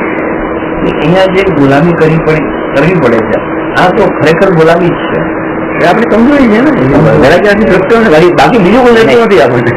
અને એમ તમે આપણે રોકેલે કોણ કરીએ આપણે કોઈ રોકતું આપણે મૂળ નથી રોકે. આ પણ તમે કરી શકો, તમે પોતે જ એનો અનુભવ કરો. એને તમે કહી ન શકો. તમે જો એમને કહો કે અમારી નબળાઈ છે કે આ ભારત તમે કરવું પડે છે તો પછી બધું કરેલાનું પાણી કરે. તો એ અસર જ ન થવો જોઈએ કે આને આ કરવું પડે છે. બોલવાનું તો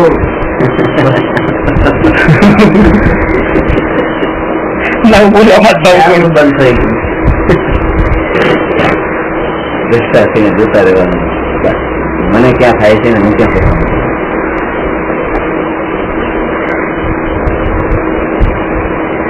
સમય થોડો કાઢીને એનાથી જુદા પણ પડીને વિચાર કરવાનો, એનાથી વધારે ફરક પડશે. સાથે રહીને હજી દશા એવી નથી આવી ને એટલે એની સાથે રહીને તમે એનું ભેદ જ્ઞાન ને જ્ઞાતા ને એ બધું નહીં કરી શકો. જુદા જઈને પછી તમે જે ત્યારે તમે જે કર્યું ને એ બધી ભૂલો તમે એકાંતમાં તમે રહેશો ત્યાં તમને પકડમાં પણ આવશે. જો આ બધું જે હતું ત્યાં તો તમે પૂરેપૂરા તલ્લીન છો ને અત્યારે. એટલા માટે એ સંયોગોથી છૂટા પણ પડવાનું. ત્યાં જઈને એક જ્ઞાન થાય કે પછી આના વગર પણ ચાલે છે તો કોઈ આવે. એ સંયોગોના તમને તમારા ચિંતન પણ તમારું એવું પ્રકારનું નહીં ચાલે. એ સંયોગોના અંદર તમે એક માહોલમાં તમારા જો આ ઘર છે ને અહીંયા જ રહેવાનું છે ને અહીંયા ટોયલેટ છે ને અહીંયા જ બાથરૂમ છે ને અહીંયા જ મંદિર બનાવી દીધું અને ત્યાં ભગવાનની ભક્તિ કરો એ ભાવ નહીં આવે તમને. કારણ કે જે વાતાવરણમાં તમારા આવા કશાય થયા હશે તમે અંદર એવા નિમિત્તાધીન દ્રષ્ટિ છે એટલા માટે તમને બધું અંદરમાં એ જ યાદ ફરતું, એ જ વિચારોમાં ફરતું હશે. એટલા માટે નહીં તો જૈન મંદિરો બનાવવાની જરૂર શું હતી અલગથી? એટલા માટે કારણ કે એ નિમિત્તોથી તમે છૂટા પડો તો તમને ત્યાં સ્થિરતા પણ રહી શકશે, નહીં તો સ્થિરતા અહીંયા નહીં રહી શકે. એટલે જ વનમાં દૂર બનાવેલા છે પણ હવે તો આ ઉલટું થઈ ગયું. હવે નજીક એકદમ ઘરની નજીક હોય તો અરે ઘરની ફ્લેટ બિલ્ડિંગ હોય છે. હા બિલ્ડરો હમણાં બનાવવા માંડ્યા છે. 50 લાખનો ફ્લેટ હોય મંદિર નીચે બનાવી નાખ્યું તો કરોડ થઈ ગયો ભાવ. ડબલ થઈ જાય 5 લાખના મંદિરમાં. સમસ્યા લાગી. અને પ્રિન્સિપલ ઉભો તો એક બિલ્ડિંગ જ્યાં પણ હું જોઉં ને બધે આ બિલ્ડિંગમાં નીચે લેવાશે, બીજી બિલ્ડિંગમાં નીચે લેવાશે. જેટલું નજીક ભગવાનનું મંદિર એટલા ભગવાન દૂર સમજવાનું. જેટલું મંદિર નજીક, દેરાસર નજીક એટલા ભગવાન દૂર. ત્યાં શું આવે છે કે આ દરરોજે થાય છે જેટલા દૂર આસાન એવું જ ભાવના હોય છે કે રોજે જવાય છે ત્યાં તો મહિનામાં એકાદ વાર જવા છે કે 12 મહિનામાં 2-4 વાર જવા છે, અહીંયા કે રોજ જવા છે. એ ભાવના ત્યાં એ છે કે રોજ જવા છે, પણ ત્યાં જઈને પણ કઈ વળતું નથી, રોજ જઈને પણ વળતું નથી.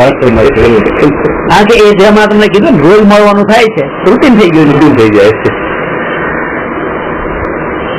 એટલી તલ્લીનતા નથી. લોક વ્યવહારમાં કહે કે તમારી આપણે છે ને સંબંધ એકબીજા સાથે એટલા નજીકના નહીં રાખવા, પર્સનલ લાઈફમાં નહીં જવું, નજીકમાં નહીં જવું. કારણ નજીકમાં જો ગયા તો સંબંધ ન રહે પછી, કારણ કે નજીક ગયા એટલે અપેક્ષાઓ વધશે, અપેક્ષાઓ વધશે ને અપેક્ષાઓ તો પૂરી નથી જ થતી, તો નહીં થાય ત્યારે દુઃખ થશે. તો નજીક નહીં જાવ, ડિસ્ટન્સ રાખો. આપણે ભગવાન સાથેનો સંબંધ કેટલા વખતનો છે? આ ભાવનો બહુ સંબંધ છે. કેમ સંબંધ ટકે? કારણ કે આપણે ડિસ્ટન્સ રાખ્યું ભગવાન સાથે. ડિસ્ટન્સ રાખે તો સંબંધ ટકે, જો નજીક જાય તો સંબંધ ન ટકે, કારણ કે પોતે ભગવાન થઈ જાય છે. ભગવાન સાથે શું સંબંધ? નજીક જવો જોઈએ તો સંબંધ ન રહે, નજીક જવામાં સંબંધ નથી.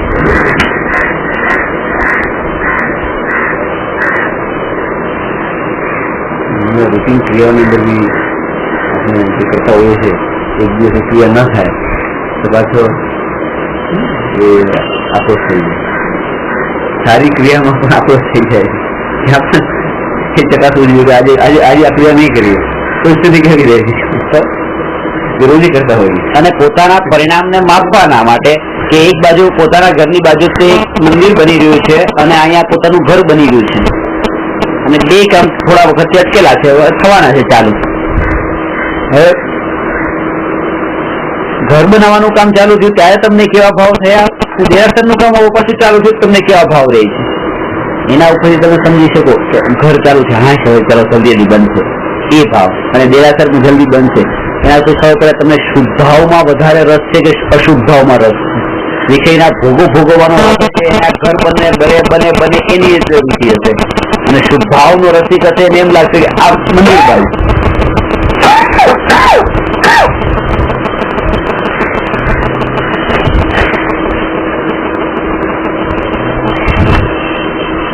થર્મામીટર જોઈએ એ કઈ ઘટનામાં એના ભાવ કેવા રહે છે. દરેક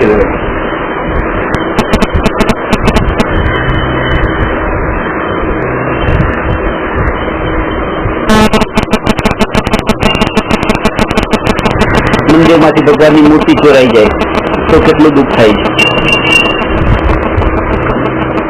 પોતાનો દીકરો ખોવાઈ જાય એમ કેટલું દુઃખ થાય છે.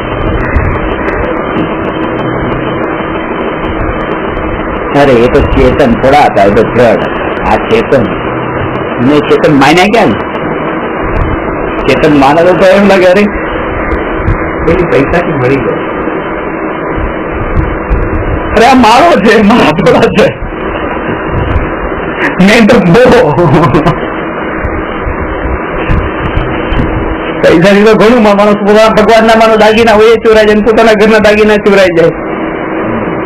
દાગીના તો બે પૈસાથી આવી જશે, પણ આ મારા છે, પેલા પારકા છે. એટલું એટલે જ કીધું ને, એટલું તલ્લીનતા ને એકત્ર થવું જોઈએ ભગવાન સાથેનું, એવું પણ નથી થયું. પુરુષત્વનો ભાગ ખરાબ, પુરુષત્વનું જોર જે કે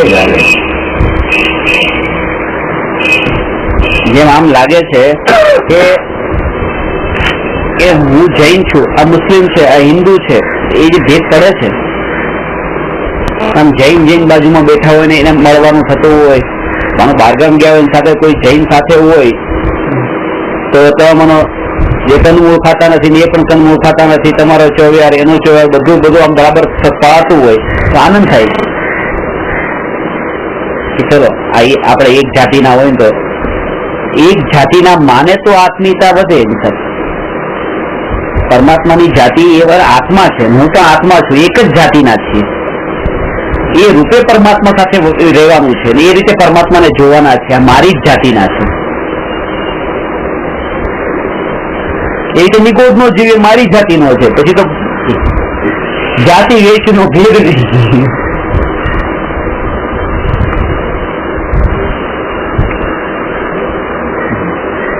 એ રહેશે, એ રીતે નથી જોવાતું. નથી જોવાતું. એ રીતે ક્યાં જોઈએ છે ભગવાન? કંઈક અલગ રૂપે જોઈએ છે બસ.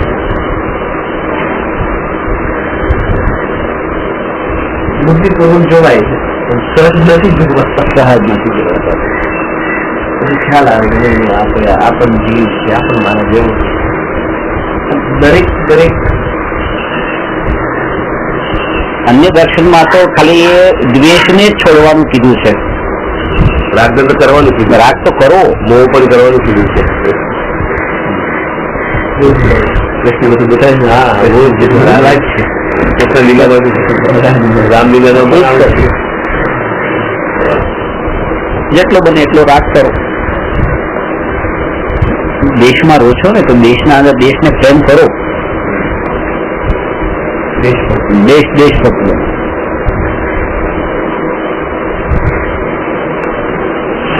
અને એક એનાથી આગળ ગયા વસુધૈવ કુટુંબકમ. આ વસુધા દુનિયા જે કુટુંબ છે, પરિવાર છે, આખી દુનિયામાં પરિવાર જેવો પ્રેમ રાખો બસ બધા સાથે. ખાલી દેશ નહીં, દુનિયા સુધી પહોંચો.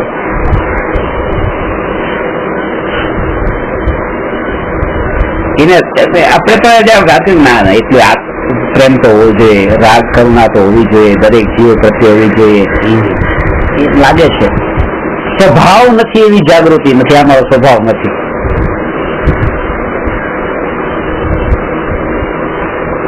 એક કોઈ વ્યક્તિ કીડીને મારતો હશે અને એક ચૂપચાપ બેસીને પોતાનું ચિંતન કરતો હશે, અને એક કીડીને કોઈ મારતો હશે એને ના પાડીને એને બચાવવાની વાત કરતો હશે. ત્રણમાં જે ત્રીજો છે ને બચાવવાનું કહેતો હોય એ ઊંચો લાગશે. પેલો તો પાપ કરે જ છે અને આ કઈ કરતા જ નથી. આણે કેટલું કર્યું, ન મરવા દીધી એને.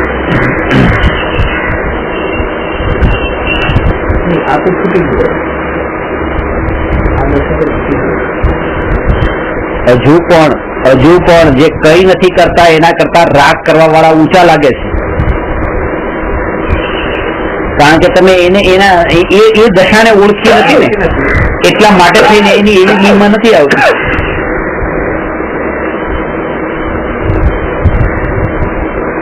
એ તો ત્યાં આવે કે રાગ કરે છે છતાં પણ જો રાગ બધા છૂટી ગયા તો એની મહિમા આવે, એને કઈ ફરજ જ નથી પડતો એ વસ્તુ. આ વાલકેશ્વર નું દેરાસર કયું છે પેલું વાહ બાબુ પન્નાલાલ ને? બાબુ પન્નાલાલ. ભગવાન નું નામ પણ બાબુ પન્નાલાલ છે. તમારે કેવું છે કે ભગવાન નું દેરાસર નું નામ ભગવાન નું કયા? આદિનાથ ભગવાન નું જૈન દેરાસર છે કે દેરાસર નું નામ? વિતરાગી કરતા રાગીઓની મહિમા વધારે છે. બાબુ પન્નાલાલ નું જ કહેવાય ને. બધી જવાલ કે બાબુ પન્નાલાલ નહીં ગયા હતા, બળ મંદિર માં ગયા હતા. અરે ભગવાન ક્યાં આવે? ભગવાન કયા?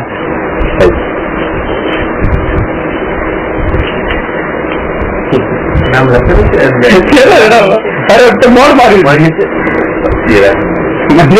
ઉપર લે મને વળાયું.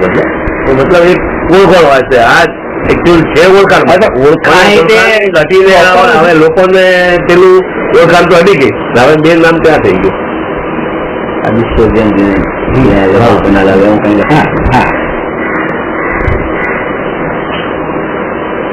એ હટી ગયું. આદિશ્વર આગળ નું હટી ગયું.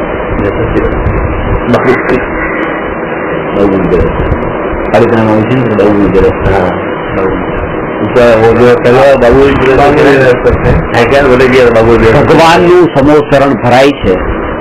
ભગવાન નું સમોસરણ, ભગવાન કેટલી સાધન સામગ્રી બધી એકઠી કરીને સમોસરણ બનાવે છે. સમોસરણ તૈયાર કરનારા દેવ છે, પણ દેવ નું સમોસરણ ક્યાંય નથી કીધું. સમોસરણ ભગવાન નું હોય, ભલે બનાવનારા હોય પણ બનાવનારા નામ ન હોય. ત્યાં વ્યવહાર એવો હોય, એ તો નિશ્ચય નથી, વ્યવહાર નથી. વ્યવહારે કહીએ તો વ્યવહારે ભગવાનમાં ઘટિત થાય છે. વ્યવહાર આ તો મિથ્યા છે. તો વ્યવહાર તો નથી. આ કાળમાં આવું થાય. રાગની તીવ્રતા વધારે, રાગની તીવ્રતાની મહિમા વધારે હોય, વિતરાગીની મહિમા એવી ન હોય. એ તો જોઈએ, કેમ કે એના લક્ષ્ય કામ થાય છે એટલે એનો સારો લેવાય છે. એ કામ તો આપણું જ કરવાનું. હવે સંકેશ્વર જાવ કેટલે જાવ કે સંકેશ્વર ગયા પાર્થનાથ ભગવાન તો સંકેશ્વર પાર્થનાથ પછી આવે. તો શ્રવણ બેલગોળાની મૂર્તિ જોઈ હશે, બાહુબલીની. કેવી મૂર્તિ બનાવી છે, મૂર્તિ બનાવનારા એમ જો મૂર્તિ બનાવનારાની મહિમા આવી ગઈ. ઓહો, કેવી મૂર્તિ બનાવે, જેની મૂર્તિ છે આ બાહુબલી, એની મહિમાનું વાત વિચાર નથી આવતો. એ જ વિચાર આવે મૂર્તિ બનાવનારે કેવું કામ કર્યું છે. એ તો એમને કેટલું તપ કર્યું છે કે કેવી રીતે આ દશામાં રહ્યા. તો એ વિચારો મૂર્તિકારની મહિમા આવે છે, પણ મૂર્તિ માનની મહિમા નથી આવતી. એટલે રાગની મહિમા અત્યારે પડેલી છે, વિતરાગતાની મહિમા નથી.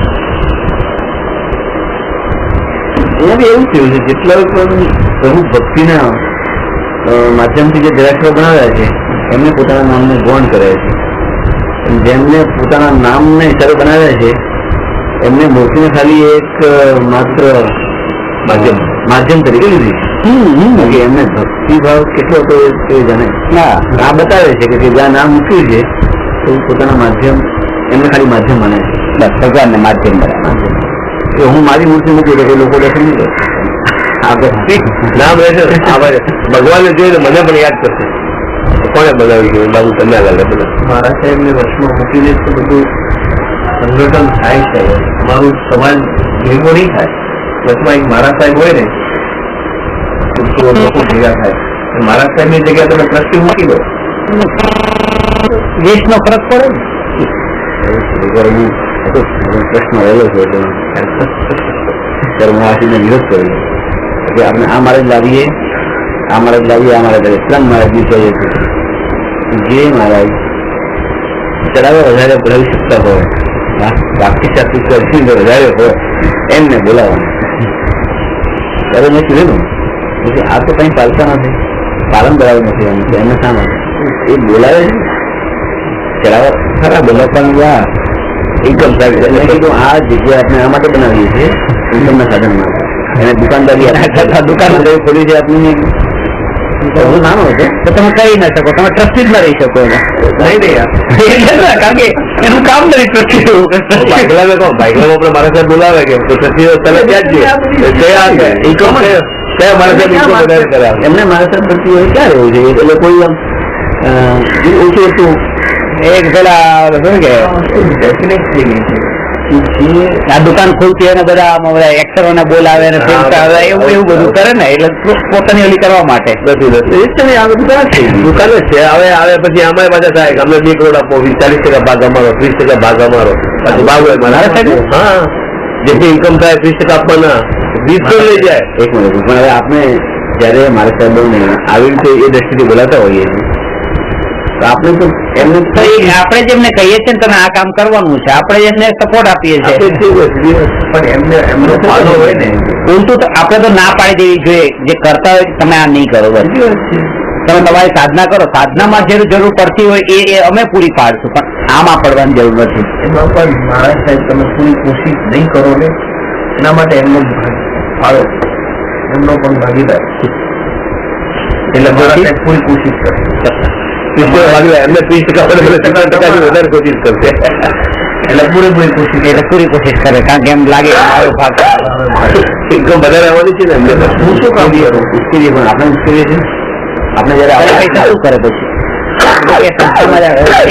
જે એમનું જ્યાં હોય તીર્થસ્થાન એમનું હોય પાછું બધું બધા એ તો છે ને પોતપોતાના છે ને ધામ છે, બધાના ધામ છે. કીર્તિધામ, લક્ષ્મીધામ, એ જે ધામ જે નામ હોય મારા ધામ શાહપુરનું ધામ છે જે છે એટલે પૈસા ત્યાં મારા સાહેબ જ કર્યું એના ઉપર એમનો જ અધિકાર, બીજા કોઈ મારા સાહેબ ન કરી શકે. અચ્છા એવું હતું. આ તો શું પેલા આપણે એ જે હતા ને મઠ વાળો મઠ જ થઈ ગયા સમજો. એ લોકોને એવું લાગે છે કે હું હવે એટલું સારું છે કે આપણામાં લગ્ન કરેલા હોય છે. હા બસ એ લગ્ન કર્યા નથી હોતા. નહીં તો એવું થઈ જાય કે કુળ પરંપરાથી બાપનો દીકરો એનો દીકરો એ જે શાસન કરે મઠ ઉપર ગાદી ઉપર એવું થાય. લગ્ન નથી એટલે સારું છે. હવે જેટલી મારા લોકો ભાગી ગયા જેટલી મારા જે અમારા સુમેટવામાં આ જે વસ્તુ બધી જોઈ આમાં આપણે ચિંતન જયારે કરીએ ને ક્યાંય ત્યાં વિતરાગતાનું આ જગતમાં નામ નથી. વિતરાગતા પ્રતિ કોઈનું એટલે આ જ વાત છે કે વિતરાગતા ઉપર એ પ્રાયોરિટી નથી આપી અને ન્યાયક ને વિતરાગતા આ ક્યાંય નથી અને જ બતાવી છે. એટલા માટે ગઈકાલે કીધું ને કે સિલેબસ એવો તૈયાર કરવો છે કે જેમાં આ વિતરાગતા ને ન્યાયક જે નથી ખબર બસ એ સમજ પડે બહુ જરૂરી છે. અને એ પણ કઉ છું ને એ જ વાંચે કે જેને બાકી તો આ શાસ્ત્રો વિતરાગતા વાળા ઓછા છે કવિ ક્યાં વાંચ્યું હોય તો ક્યાંય લઈ લે મને લાગે છે કે લઈ લે પણ એક વસ્તુ આપણે સમજીએ કે સરળ ભાષામાં હોય ને બસ તો એ ફરક પડે. વસ્તુઓ કે સરળ ભાષા को આપણે કહીએ ને તો એમાં વાંચન નવી જનરેશનને આ લેંગ્વેજ ખબર નથી પડતી. અને પહેલેથી જ તે હું જયારે ઘરે વાત કરું છોકરાઓ ભેગા થાય એનાથી દૂર જ રાખવામાં આવે છે. આજે તમારા છોકરાઓને તમે તમારા આગમો બતાવે આજથી તમે બતાવ્યા નહીં હોય કારણ કે તમે ક્યારેય જોયા નહીં હોય પૂરા આગમ બતાવતું હોય કારણ કે એ છે કે પરંપરાથી કે આ તમારે ન હોય બસ હાથે ના લગાવવા 5 વર્ષ વાત છે હાથે ના લગાવવા અનેક નંબરને નિત્યનો અનુભવની જે મુખ મૂકીને વાંચે પણ સમજણ નથી પડતી. અક્ષરો એટલે ક્લિયર નથી થતા પણ આપણે સમજાવીએ ને એ બહુ ઇન્ટરેસ્ટ ફરક પડે. એટલે હવે એવું જ હમણાં હું પ્લાન પણ એવો કરું છું કે એવી જ વસ્તુ લખવાની કે એક સાધારણ એને પણ સમજ પડે એકદમ પેલા હું એવું માનતો હતો કે જેટલી હાઈ લેંગ્વેજ એટલા હાઈ રાઇટર પણ એવા ઊંચા રાઇટર નથી જેટલું જલ્દી સરળ ભાષે સમજાવી શકે બસ. ટીચર એને ન કહેવાય કે જે ટીચ કરે છે, ટીચર એને કહેવાય જેના થકી લોકો લર્ન કરે છે. એ તો મુનિ દિશામાં હોય કે નાનું લખે એક વાક્યમાં બધું ગરમી જ આવી જાય પણ હવે આપણે આવા જીવો પણ નથી જેને બતાવવા છે. એ જીવો તો આવા છે કે એને જેટલું ખોલીને બતાવીએ જેટલું સુનિ કરીએ જેટલા લોકોને આપીને બધા અઘરી છે બહુ. પહેલી વાર સાંભળી છે પહેલી વાર સાંભળી કારણ કે આ તો બહુ અલ્ટિમેટ લેવલનું જ છે એટલે બધાને સમજમાં જ ન પડે. હવે નિર્વિકલ્પ ભૂમિકા અને પારિણામિક ભાવ ને ભાવલિંગી સાધુ એટલે આ શું સાધુ છે? અગર નવા સાધુ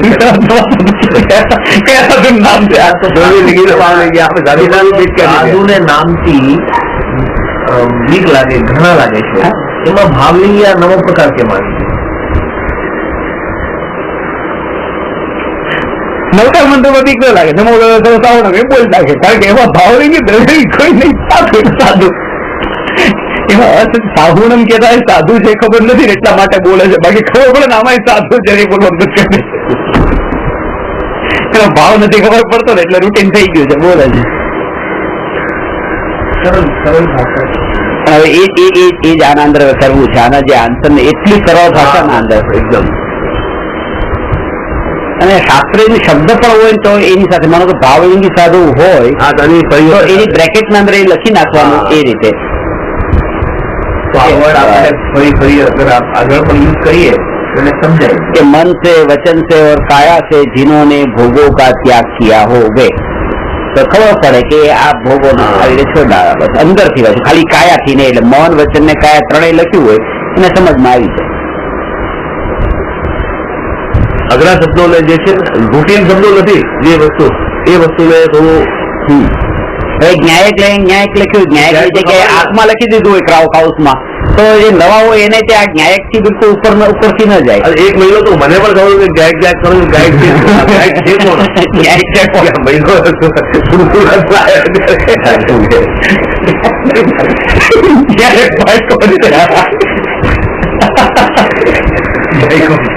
न्यायक भाई कौन सा अरे परिवार मुझे कि क्या का चेक कर तीन दोस्त आ गए एक लेक्चर नंबर भागी બીજી વાત નથી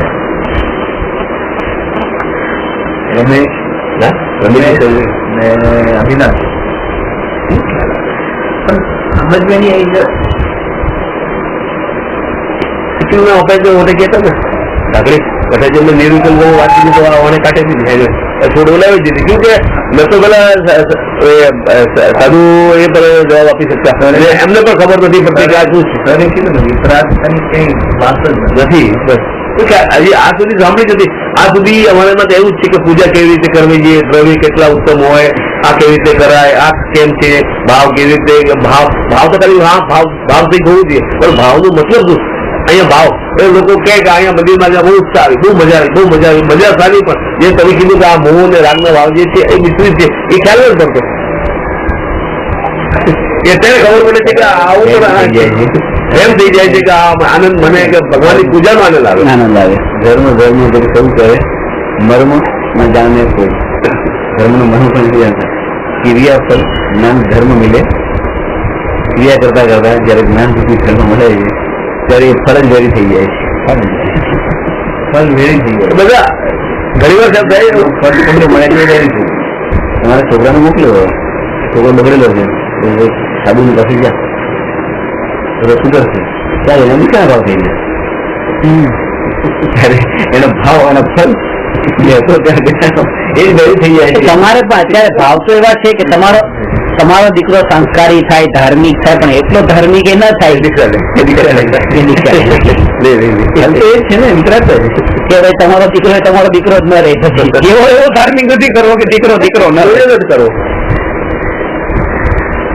એનું ફળ તો એ જ છે ને કે અત્યાર સુધી રવિભાઈ કે અમારે ઘરથી બધાને અપેક્ષા હશે કે આ ભાઈ આ શીખે છે ધર્મનું, હવે ધર્મનું શીખવા બેસ્યા છે, તો હવે અમને એવું જ લાગે કે આ કેટલા ઘૂસી ગયા અંદર, અમારી જાન ઉપર તકલીફ આવી ગઈ. મોક્ષ જોઈએ છે બધાને, બોલવામાં બધાને મોક્ષ જોઈએ. મોક્ષનું એક પગથિયું આપણે કહીએ ને જોઈતું નથી, જોઈતું હોય ને તો પછી મોક્ષ નથી જોતું. અહીંયા બધું મજા છે, શાંતિ છે, શું કામ મોક્ષે જોવું? ક્યારેક એવું લાગે છે કે માનો કે શું ખાલી હોય તો મોક્ષ જોઈએ છે, પાછું એમ કે તરત કાલે ભરાઈ જશે તો પાછું મોક્ષ જ જોતો. એક કાલની અપેક્ષા રાખીને આજે તે અનુમાન કરીને કલ્પના કરીને પણ આજનો દિવસ કાઢી નાખીએ ચલો ગમે એમ કરીને. હવે આપણે ધ્યાન કરીએ છીએ તો કોઈ દિવસ તમે સાથીઓ નથી કરતા, ચેતનને નથી કરતા કે આ વિધિ નથી, આ વિધિ છે. વિધિમાં શું આવે છે? 14 સંસારમાં રસડો પંક્તિ છે, રસડું બહુ સંસાર નિવારવા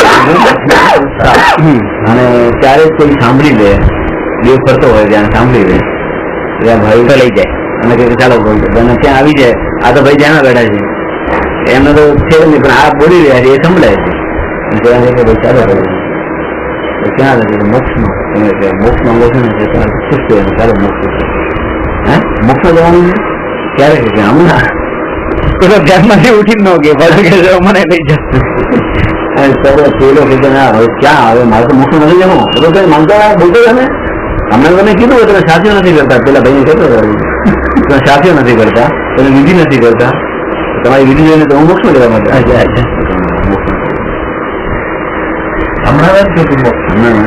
જવું નથી હમણાં નહીં. મફતમાં મળે તો એને જ જોતો જો મહેનત કરીને ક્યારે મળશે? શું તમે વિધિ નથી કરતા, પેલા ભાઈને શું કરે વિધિ નથી કરતા, બોલતા નથી, તમે બોલો છો પણ તમને શું બોલો છો તમને વિધિનું ફળ મળ્યું ને લ્યો આ વિધિનું ફળ જોતું બધું એટલે વિધિનું ફળ મળી જાય. એટલે આપણે આપણે તો શું છે ક્રિટિસાઇઝ આપણી પોતાની વિધિ હું ધ્યાન કરતો બીજાની ક્રિટિસાઇઝ કરતા હોય, ક્રિટિસાઇઝ જ કરી કે તમે શું સ્વાધ્યાય નથી કરતા, આખો દિવસ દેરાસરમાં બેઠા બેઠા એમ છે, અને આપણે પોતાને જે છે ને હજુ એ નથી જાગ્યું એમ, ને તો ક્રિટિસાઇઝ બની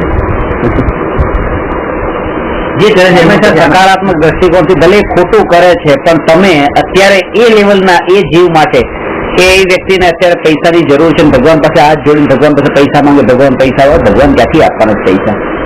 પણ ત્યાંય તો તમે તમારા પરિણામને સારું રાખો. ભાઈ એ વ્યક્તિ કોઈના ઘરમાં ચોરી કરવા ન ગયો, કોઈનું ખિસ્સું કાપવા ન ગયો, ભગવાન પાસે ગયો ને જરૂર પડી ત્યારે મારા પરિણામ સારા રહેવા જોઈએ. એના દોષોને જોઈને હું એને નીચો નહીં પાડી દઉં. આવી દ્રષ્ટિ જયારે પોતાની પ્રગટ થાય ને પછી સહજ આ ધર્મ આ ન્યાય સમજાય છે. પણ આપણે એ દ્રષ્ટિ હજી ખુલી ન હોય અને ન્યાય સમજવા બેસીએ તો નથી સમજાતો. ન્યાય તો સ્વભાવ છે ને, તો એનો સ્વભાવ છે, એનો દ્રષ્ટિ સત્ય જોવાનું છે, અસત્ય છે ને એ માંગી રહ્યો છે, એને જો છે ને માંગી રહ્યો છે. એ પણ જાણે કે ભાઈ ભગવાન પાસે શું કામ માંગે, પણ એ પણ એને જાણે છે કે અજ્ઞાનતા છે. માનશે અજ્ઞાનતા છે. આ વસ્તુ સ્વરૂપ છે, સંખ્યાનું સ્વરૂપ છે, એ જ જોવાનું છે. એટલે કીધું છે કરુણા દ્રષ્ટિ એના પછી જાઓ. ત્યાં સુધી દયા દ્રષ્ટિ હોય છે, પણ કરુણા દ્રષ્ટિ એના પછી જાય છે. એ આખી ડિફરન્ટ હોય.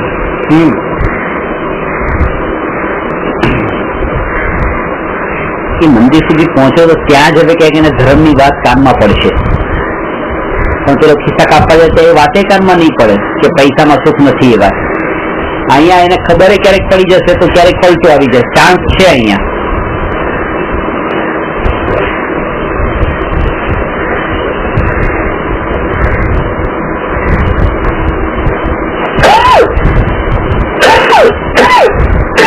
એના કાનમાં આ વાત પડે છે ને. આ શ્વેતાંબર મહારાજ સાહેબોની પાસે ભણાવવા જાવ તો પણ કોઈ એમ કે તમે નહીં જવું જોઈએ, એમને શું નહીં. કાનમાં વાત તો પડે છે ને, વાત કાનમાં પડે છે. અંદરમાં સંસ્કાર જે કઈ દ્રઢ થશે આ ભવે નહીં તો આવતા ભવે કે બીજ રોપાશે. શા માટે દ્રષ્ટિકોણથી જોવાના કે આમને શું ખબર પડે આ ધર્મની ન્યાયકની ક્રિયા કાનમાં અટકી ગયા હોય એમ અંડર એસ્ટિમેટ કરાય જ નહીં એમને.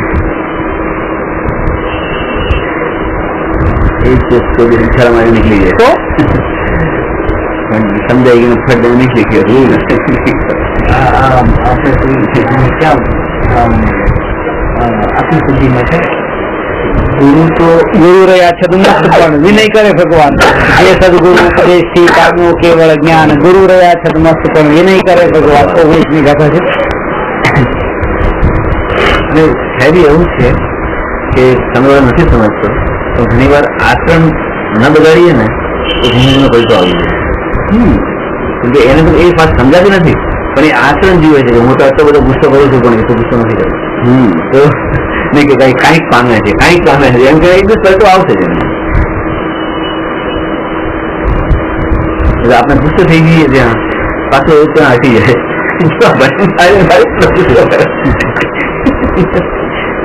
અરે ગુસ્સો થઈ એમાં આપણે પાછું પોતાનું એક સ્ટેટસ માનતા હોઈએ છીએ કે જો મારો એવો પ્રભાવ આમ ગુસ્સો કરું કામ કરી ડરે બધા. આમ એક કામ આમ નીકળો ને તો આમ ડરતા હોય કે જો પપ્પા આવી ગયા.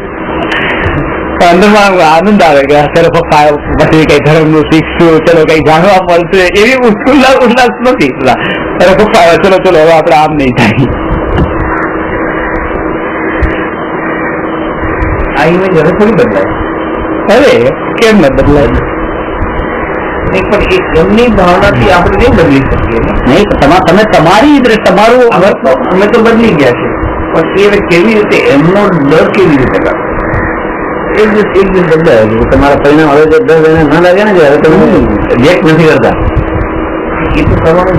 અને પ્રશ્ન હોવાનો કે 4 વખત તમે તમારી સાથે ભૂલ કરી, તમે કઈ બોલ્યા 5મી વખત ભૂલ કરીને તમારે બાટલો ફાટે તો પછી એમ લાગશે કે હજી આમાં કઈ કરવા જેવું નથી. તમે એ કે પૂરેપૂરું કઈ ન થાય ત્યારે એમ લાગે કે હવે ચલો આ ગુસ્સો આમનાથી ડરવા જેવું એવું નથી. બીજાથી ડરવું એ ખોટું છે ને બીજા પોતાનાથી ડરી જાય આપણું વર્તન એવું ન હોવું જોઈએ કે બીજા ડરી જાય. જે છે વક્તાના લક્ષણમાં કીધું છે કે વક્તા એવા હોય છે કે ટીચર એટલે કે આમ જેનાથી કોઈ ડરી જાય એવા ના હોય છે. ડરે તો પોતા પ્રશ્ન ન પૂછી શકે, ડર લાગે.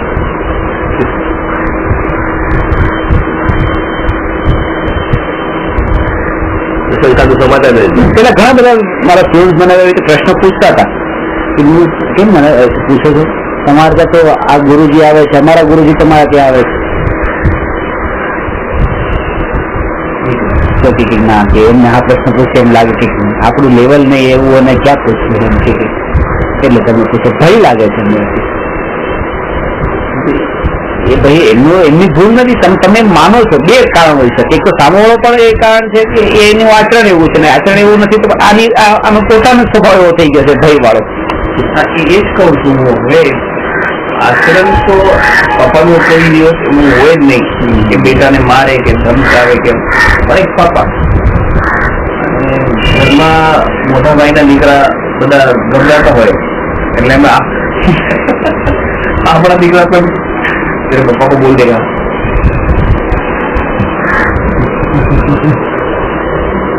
આપણે એક વ્યવહાર એવો થઈ ગયો કે ઠીક છે એ ભાઈ એવો છે કે ભાઈ એ છોકરા પાપથી બચે, ખોટું કામ કરતા બચે, કઈ ને કઈ એ રીતે ભૂલ કરતા બચે, એ રીતે બરાબર છે. પણ એવો ભય ન હોવો જોઈએ કે મારે કઈ પપ્પાને વાત કેવી છે ને આ વાત મારે છુપાવવી છે તો મને કઈ એમ નહીં.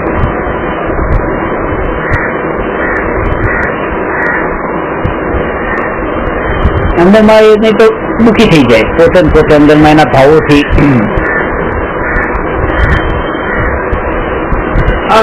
ખરેખર મૂળ ગુણ જોઈએ, સરળતા જોઈએ, સ્વીકાર જોઈએ, કોઈ વસ્તુનો સ્વીકાર કરવાનો, સત્યતા જોઈએ, તમારે સત્ય બોલવાની હિંમત જોઈએ. માન ન હોય તો ક્રોધનો ભાવ નહીં આવે બીજા ઉપર, એવો બતાવવાનો પોતાનું એવું કે હું કંઈક છું એવી રીતે પોતાની મહાનતા બતાવવાનો ભાવ છે. એટલા માટે જ આપણે પોતે એવી રીતે બતાવવા માંગીએ છીએ. મોટા એ બતાવીને શું કરવાનું છે? તમે નેચરલ આપણે ત્યાં ક્રોધનો ભાવ જતો રહે. આ માન હોય ત્યારે જ ક્રોધનો ઉત્પન્ન થાય. એ છે ને ભાઈ કે મને એને આપ્યું નહીં, માન આપ્યું નહીં, હું ગયો ને એને મને બોલાવ્યું નહીં કે મારે નેગ્લેક્ટ કર્યો તો ત્યાં ક્રોધ પેદા થાય ને. કોઈ થાય નહીં તો થાય દીકરો જ ક્રોધ, ના તો ક્રોધ નહીં આવે, લગભગ નહીં આવે. જેને હરી આવતું પોતાને જ્યાં ભૂલી પછી શું જ હરી શું હરી. ખતરનાક છે. ક્રોધ જતો રહે છે. માફી માંગો તમે માફી માંગો, આ માંગી લઈએ. ચલો ક્રોધ નથી દઈને માફી માંગવા તૈયાર, પણ પેલા કોણ ક્યાં બાકી છે? જ્યાં જગત માન ઉભું થાય છે. ક્રોધ જતો રહે છે, માન ઉભું થાય. પેલા એને કીધું હતું, એને છેડખાની કરી છે, પેલા એ માંગો, પેલા એને આંગળી કરી દીધું. આમ રાજકીય તો ક્રોધ થાય, રાગ છે ત્યારે જ ક્રોધ તમને આવે છે, ત્યારે જ દ્વેષ થાય છે રાગના કારણે. એટલે તો રાગના ત્યાગમાં બધું ત્યાગ થઈ ગયો. કોઈ પણ વસ્તુનો રાગ છે તે સારો યાદ નતો, એમને તમને વિરોધ કર્યો. ક્રોધ નો ભાવ એ સમયે તો આવી ગયો. દીકરો ગાળ બોલ્યો એટલે તમને ક્રોધ આવ્યો છે, અને ક્રોધ નું કારણ રાગ છે, કારણ કે તમારો દીકરો બોલ્યો છે. બીજાનો બોલે તો એટલો તમને ક્રોધ ન આવે. તો એ અંદરમાં જેટલો રાગનો ભાવ છે એના જ કારણે આ દ્વેષનો ક્રોધનો ભાવ ઉભો થાય છે.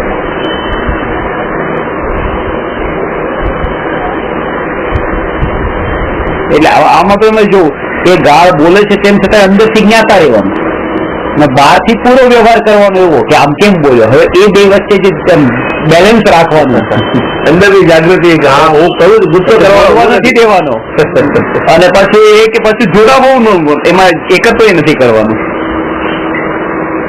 અહીંયાથી આટલો ભાગ જે છે ને સમ્યક દર્શન સુધીનો આટલો અસરો સમ્યક દર્શન પછીનો થયેલો છે. એ સમ્યક દર્શન જ આજ સુધી નથી થયું. એનો પછી તો સહેલું લાગે છે. અગર આ વસ્તુ થઈ જાય તો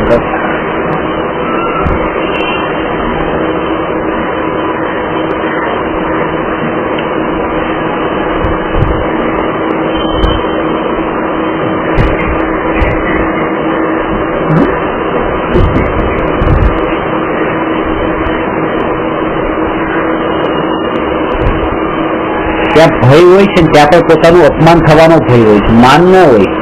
આજે મારે તમને કોઈ પ્રશ્ન પૂછવો છે, તમે મહાન જ્ઞાની છો, પણ એમ લાગે કે હું પૂછીશ, મને પાછું એમ લાગે એવું લાગે તને આ નથી આવડતું, તો ત્યાં પોતાનું એ થાય ને એટલા માટે ભય લાગે છે પૂછવા. બાકી પૂછવાનો ભય બીજો કઈ નથી. માન હણાય છે તો પોતાનું માન હણાય છે એનો ભય. અને તમારા નાના પંડિત થવા માન હણાય તો શું વાંધો, એમ કે ચલો ઠીક છે.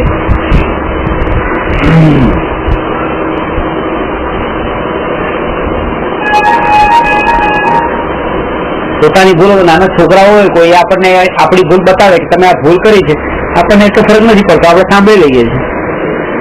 અને કોઈ એવા મોટા આપણને એમ કે તમે આ ભૂલ કરી છે, આ ખોટું છે, તો આપણને જાણીએ છીએ કે એની નજરમાં હું નીચો. કબીર ને સાંઈ બાબા એ લોકો જે સંત હતા,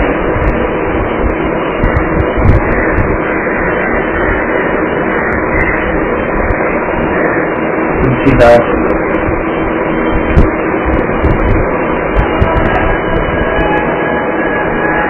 આ બધું છોડ્યા પછી,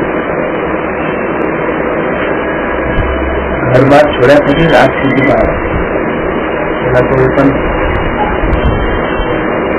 એટલે આટલા લેવલની કસાયની મંદતા હોય પણ આત્મા નથી મળ્યો ને આત્માનો પણ એટલે કશાયની મંદતા તો કેટલા લેવલ સંત તુકારામ નું જે છે ને મહારાષ્ટ્રમાં સંત તુકારામ થયા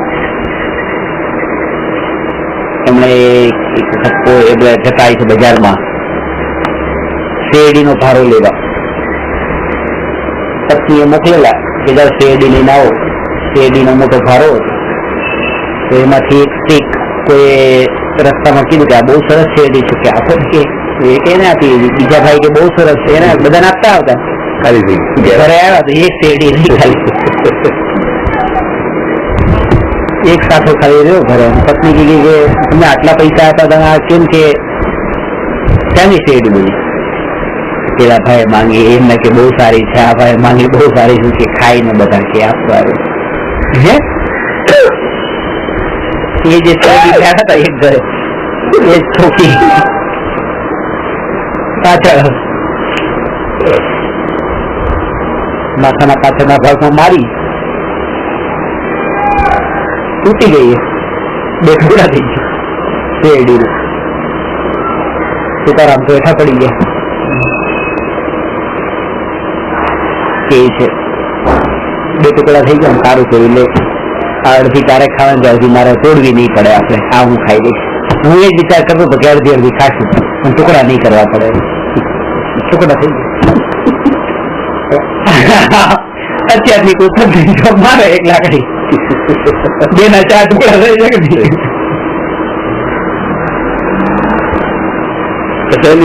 કેટલી મનતા હવે તો વિચાર કરો કે આટલા સંભાવ સુધી પહોંચ્યા પછી પણ આ આત્મા નથી મળતો એટલે પરિભ્રમણ નથી ચાલતું કેટલું આ સંભાવ કેવો હશે હવે તો વિચાર કરો કે આપણને એકલી પત્ની નીચે ઊંચા અવાજે પણ બોલે તો કેટલું માન ખવાય છે કે મારી સામે આવું બોલે તો મારી પત્ની થઈને પત્નીની જેમ જ રહેવું જોઈએ હું ઊંચા અવાજે બોલું એ ન બોલવું જોઈએ કેટલું અંદરમાં કસાઈ ખવાય છે એની કઈ દશા હતી આ આત્મા નહીં મળે ને આટલી મનતા ઘટે એ કઈ દશા એટલે પોતાનો ભૂતકાળ આપણે આવું આપણે કેટલી વાત થઈ ગઈ પણ આત્મા ન મળ્યો એટલે આ સાયકલ સ્ટોપ ન થઈ પરિભ્રમણ એ આ તો મનતા આવી મનતાના કારણે તો એ દેવગતિમાં ગયો આ આટલી મનતા રહી આ સંસ્થા રહી એમને તો એ સંસ્થા સાથે સંસ્કારમાં ચાલે અને એના બળ ઉપર જ ક્યારેક ભવિ એ જ કહ્યું ને આપણે ભૂતકાળ તો તમે પણ ક્યારેક એવું હોવ ને પછી એનાથી અહીંયા આવ્યા ને અત્યારે સંસ્કારના બળ ઉપર આત્મા મળી ગયો એને જ એવું છે ને આ વાત જેને કસાયો એટલા હા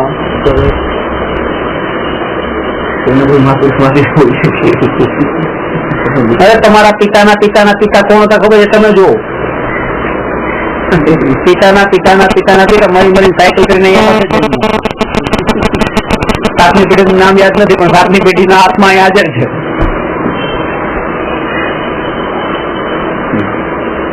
આ બધું તો આવું જ છે પરિભ્રમણ તો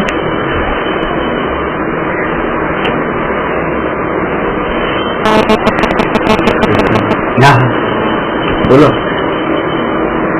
હેલો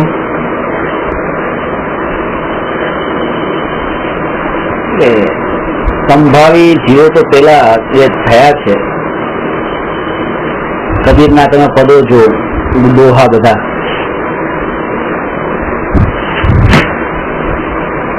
मीठी वाणी बोलिए मन का आपन खोए और उनको शीतल करे आप शीतल हो એમને એ પણ આત્માની વાતો કરતા હતા પણ તત્વ કદાચ એમને ન સમજાયો કે આત્મા તત્વ શું છે અને સ્થિતિ કર્મથી કેવી રીતે અલગ છે અને એ કર્મની સ્થિતિમાં બધું જ માનવાનું નામ સમ્યક દર્શન છે ખાલી એક આમ કે બસ આ બધું દુનિયા ક્ષણિક છે ને કાંઈ થયું કઈ નથી એમ નહીં આ બધા જ લોકોએ એટલું જ ખાલી માન્યું છે કે અશુભ ભાવ છોડવા જેવો છે પણ આ જે દોહાના શુભ ભાવ આ આત્માનો વિકાર છે એવું છે આ કવિ રહી ગઈ મીરાબાઈ ના પદો જોયું તો પદો તો કેવા છે પણ આ પદ આ કઈક આ જ બધું અમારું જીવનનું અલ્ટિમેટ આ કરીએ છીએ બસ. બધા અટકી ગયા છે આની આગળ કઈ નથી. કે એમને અધૂરતા દેખાય છે, એમને ભગવાનની અંદર જ દેખાય છે, સરળતા દેખાય છે, પણ જે ઈશ્વરવાદ, કર્મવાદ ને જે અકર્તાવાદ ને જે માને છે એનાથી ખબર પડે છે કે આત્મા નહીં ખબર પડે છે કે નતા આત્મા નહીં જાણી નતા આત્મા અને અનુભવી નતા, સેલ્ફ રિલાઇઝ નથી. અનુભવ નતો એટલે ખબર પછી આત્મા પણ અનુભવ એક નથી. માર્ગાનુસારી કહે છે ને, ત્યાં એ જ લક્ષણો બધા એવા હતા. અન્યાય નહીં, અનીતિ નહીં, એટલે વ્યવહાર અન્યાય ને વ્યવહાર અનીતિ નહીં, પણ નિશ્ચય વાળી જે અનીતિ એનું જ્ઞાન ન હતું. પરમાત્મામાં અમે સુખ માનીએ છીએ, બસ પરમા સુખ માન્યું ને પાછું એ તો અનીતિ તો થઈ જ ગઈ પાછું. કર્તામાં બધા પરમાત્મા આવી ગયા. એટલે નિમિત્ત ઉપાદાન નિમિત્તે નિમિત્ત છે, ઉપાદાન ઉપાદાન જ છે, અકર્તા છે. હવે આવા ઘણા મહાપુરુષોના જે લેખન વાંચીએ છીએ ત્યારે અધૂરા પણ લાગે છે. લોકો એમને કદાચ ભગવાનની કક્ષામાં મૂકી દીધા હશે. એ દરેક હજુ પણ આપણે જેને હજી માનીએ છીએ એમાં હજુ કેવી અધૂરાપણું હશે પાછું એમ કે જે તમે કહો છો ને કે આપણાથી તો સારા એમ કહીને થોડુંક તો છે, કંઈક તો છે, તો એમાં એ તો જેમ જેમ તમારું લેવલ વધતું જાય ને એમ તમને ત્યાંનું જ્ઞાન સામાનું જ્ઞાન થતું જાય. એ તો દેખાય છે. પોતાનું લેવલ વધતા સામાનું જ્ઞાન થતું જાય. પ્રણામ.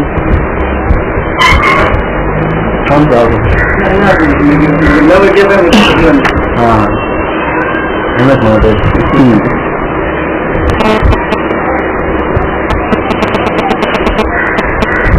તમને દર્શન ન થાય ત્યાં સુધી એ લેવલમાં ફરક પડે, ત્યાં સુધી એ ભેદ પડે કે આમાં આજે આ સારું છે.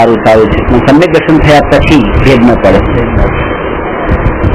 પછી ત્યાં ભેદ પડી ગયો કે આ કેટેગરીમાં આ જ છે ને આ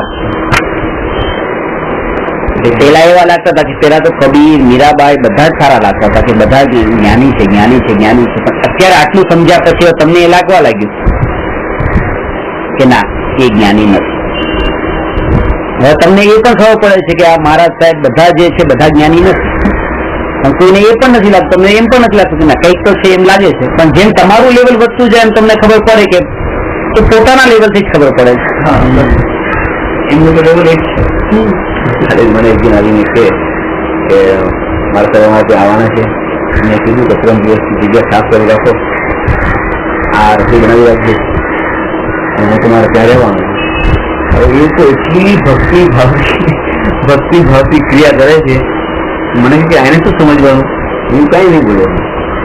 એમની એ ભાવ છે એ એમને સાદું માને છે, એમને ન કહેવાય અને એને કઈ ન કહેવાય, એને કઈ ન કહેવાય.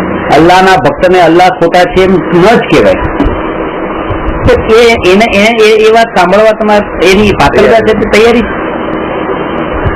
નહીં કહેવાય. જાઓ કશાય કોઈને નહીં.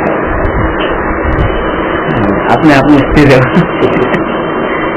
હું તમને આટલું તો સમજાય છે ને, તમે બી આટલું સમજાવી છે. બીજું તમે સંપૂર્ણ સાધુ તમે ઝઘડા કરવા જવું ત્યાં કહે છે કે અલ્લાહ ખોટા છે કે ઝઘડા થાય ને બીજું શું થાય.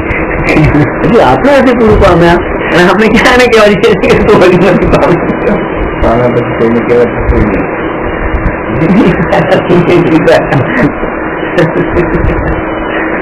આના પછી કહેવાનું રહેતું જ નથી. કોઈને કહેવાનું રહેતું નથી. જેને જે કરવું હોય એ કરે.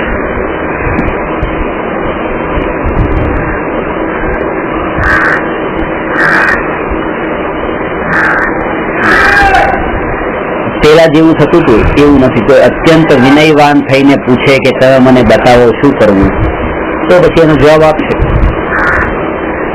સામે ચાલીને તમે આમ ને આમ કરો, તમે આમ ને આમ કરો તો વધારે સારું. આપણી દ્રષ્ટિમાં તો અને ખબર છે કે 100% ખોટું થઈ રહ્યું તો પણ નહીં કહેવાનું. બસ એ વ્યવહાર છે. આ કેવું એ વ્યવહાર નથી, ત્યાં ન કેવું એ વ્યવહાર છે. 1% તમને લાગતું હોય ને કે આ સાંભળશે તો એનો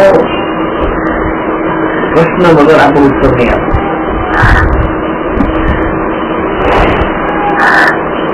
આપણને લાગતું હોય કે નહીં એ મારું કંઈક સાંભળશે, પ્રશ્ન કરે ને ઉપર આપો છે વિચાર છે એમાં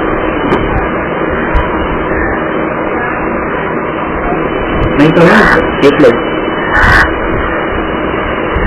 ખરું જે જ્ઞાન ભગવાનનું ગ્રહણ કર્યું, ભગવાનના શિષ્યોએ જેને ગ્રહણ કર્યું, ભગવાન તો ઘરે ઘરે કેવા ગયા નતા, બધા જીવો ભગવાન પાસે ગયા હતા. એ જેને ઉત્કંઠા હોય ને એ સામેથી કહે કે મારે આ જાણવું છે, અંદરમાં એને લાગે તો જ એને તો એમાં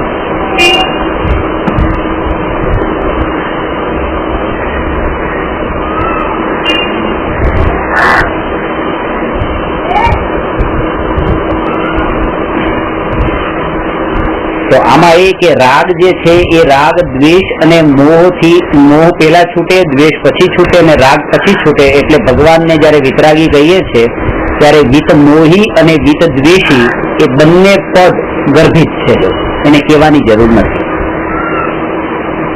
અને આમાં સાર એ સમજવાનો આ પ્રશ્નમાં કે આપણે જેને વ્યવહાર કહીએ છીએ એ વ્યવહાર નથી, એ આપણા મોહનું પોષણ છે, રાગનું નથી કે તો મોહનું. અને મોહનું પોષણ કરે છે એટલા માટે વ્યવહાર નથી. ખાલી રાગ હોય ને વ્યવહાર કરે એવું બને, પણ મોહ સાથે વ્યવહાર ન કરી શકે. કારણ કે સમ્યક દ્રષ્ટિને વ્યવહાર હોય અને સમ્યક દ્રષ્ટિને રાગ પણ હોય, મોહ ન હોય. મોહ સાથે વ્યવહાર ન હોય, કારણ કે મોહનો અભાવ થાય ત્યારે સમ્યક દ્રષ્ટિ થાય પછી વ્યવહાર કેવું થાય. એટલે ક્યારે પણ એક વાત ધ્યાનમાં રાખવી કે દાગીના પહેરો છો, દાગીના પહેરાવો છો, તમે ખાઓ છો, પીવ છો, જે રીતે તમારી લાઈફસ્ટાઈલ જીવો છો, તમને એમ અંદરમાં આવી જાવ કે અમારો મોહ છે, બસ આ વ્યવહાર કરું છું એમ નહીં, કે આવા ઘરમાં રહું છું તો પછી આવી રીતે મારે કરવું જ જોઈએ એમ નહીં, આ મારો મોહ છે, વ્યવહાર નથી. મોહ માનશો તો છોડવાનો ભાવ આવશે, વ્યવહાર માનશો તો ઠીક છે આ તો કરવું જ જોઈએ. આ ભૂમિકામાં મોહ છે, મોહ છોડી દો અને પછી વ્યવહાર હોય તો વ્યવહાર કરો. મોહ નથી છૂટે ત્યાં સુધી આને વ્યવહાર નહીં બોલો. ખરેખર ત્યાં ક્યાં મોહ હોય. પત્નીને માનો પિક્ચર જોવા માટે તમે લઈને જાઓ છો તો એ તમારો મોહ છે, એ સ્વીકાર કરો. આ વ્યવહાર કરો છો એમ નહીં. મોહ છૂટી જશે પછી આને વ્યવહાર કહેવાય, એના પેલા વ્યવહાર નહીં કહેવાય. એના પેલા તો મોહની પૂર્તિ થઈ રહી છે. લઈ જવાની મનાઈ નથી કરી, ખાલી મોહ છોડવાનું કીધું છે અને વ્યવહાર તો પછી સહજ થઈ. ત્યાં પછી જ્ઞાતા દ્રષ્ટિ અને આપણાથી જે થઈ શકતું હોય એમાં તો આપણે કહી દઈએ છીએ કે ના આ તો અમે નથી કરતા, આ નથી કરતા, આ નથી કરતા. જે નથી થઈ શકતું એના અંદર આપણે આ બચાવ કરીએ છીએ, આ વ્યવહાર. એ વ્યવહાર નથી. અને જે નથી અત્યારે કરે છે, જેનો ત્યાગ કર્યો એ ત્યાગ નથી પછી, કારણ કે બચાવ છે પછી એટલું તો.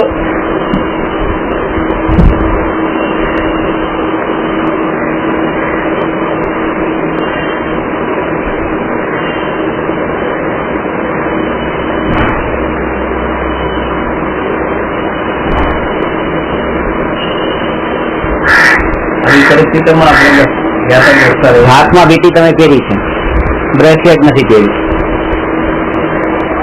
તો બ્રેસલેટ નો ત્યાગ તો નથી. આ કેમ કે વ્યવહાર માટે આ મોહ છે. કે પછી કાઢીને છોડી દઉં કે કાઢીને છોડવાનું નથી કીધું, એને મોહ છોડવાનું કીધું. મોહ છોડશો અને પછી એ વ્યવહાર કેવા છે. અત્યારે એમ નહીં કહો આ વ્યવહાર, અત્યારે મોહ છે એ જ કહો. તો તમે જે મોહનો કાંટો છે એ કાઢવાની કોશિશ કરશો કે ના આ ભૂલ પેલા કાઢું, નહીં તો તમને એમ લાગતું જ નથી કે આમાં કઈ ભૂલ કરી બેઠા છીએ. તમે ભૂલ કઈ કરતા જ નથી. વ્યવહાર છે ને, વ્યવહારની ભૂમિકામાં વ્યવહાર આવો કરવાનો હોય છે, કરીએ છીએ, ક્રિયા થઈ ગઈ. ક્રિયામાં આપણે ધર્મ માનીએ છીએ, વ્યવહાર એટલે ક્રિયા થઈ ગઈ, ફરીથી ક્રિયા. એ ક્રિયા પણ કરે, ક્રિયારૂપ જે વ્યવહાર છે એ વ્યવહાર પણ હોય. વ્યવહાર ખાલી ભાવો વાળો નથી. મહેમાન ઘરે આવ્યા તો ભાવ રાખ્યો કે બસ આવો આવો એમ નહીં. એને મોઢેથી બોલ્યા, વચનથી બોલ્યા, ને કાયાથી એનું આકસ પાકન જે કઈ ખાવા પીવાનું બધું વ્યવસ્થા કરીને બધું મૂક્યું, એ બધો વ્યવહાર છે.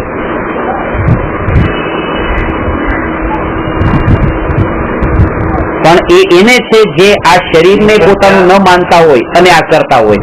અને જો માનતા હોય મિથ્યાત્વના કારણે, મોહના કારણે પોતાનું, તો એ વ્યવહાર નથી. એને એ જાગૃતિ રહેવી જોઈએ કે આ મારો મોહ છે.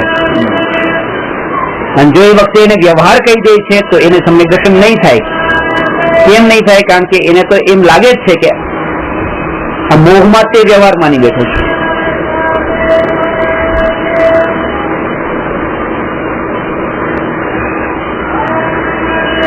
એટલે આના ઉપર હજી થોડું વિતરાગ ભાવ ઉપર ત્રણ ભાવ દ્વેષ, મોહ, દ્વેષ અને રાગ ઉપર લઈને વિતરાગતાનું સ્વરૂપ છે. નમો અરહંતાણમ નમો સિદ્ધાણમ નમો આયરિયાણમ નમો ઉવજ્જાયાણમ નમો લોય સવસાહુ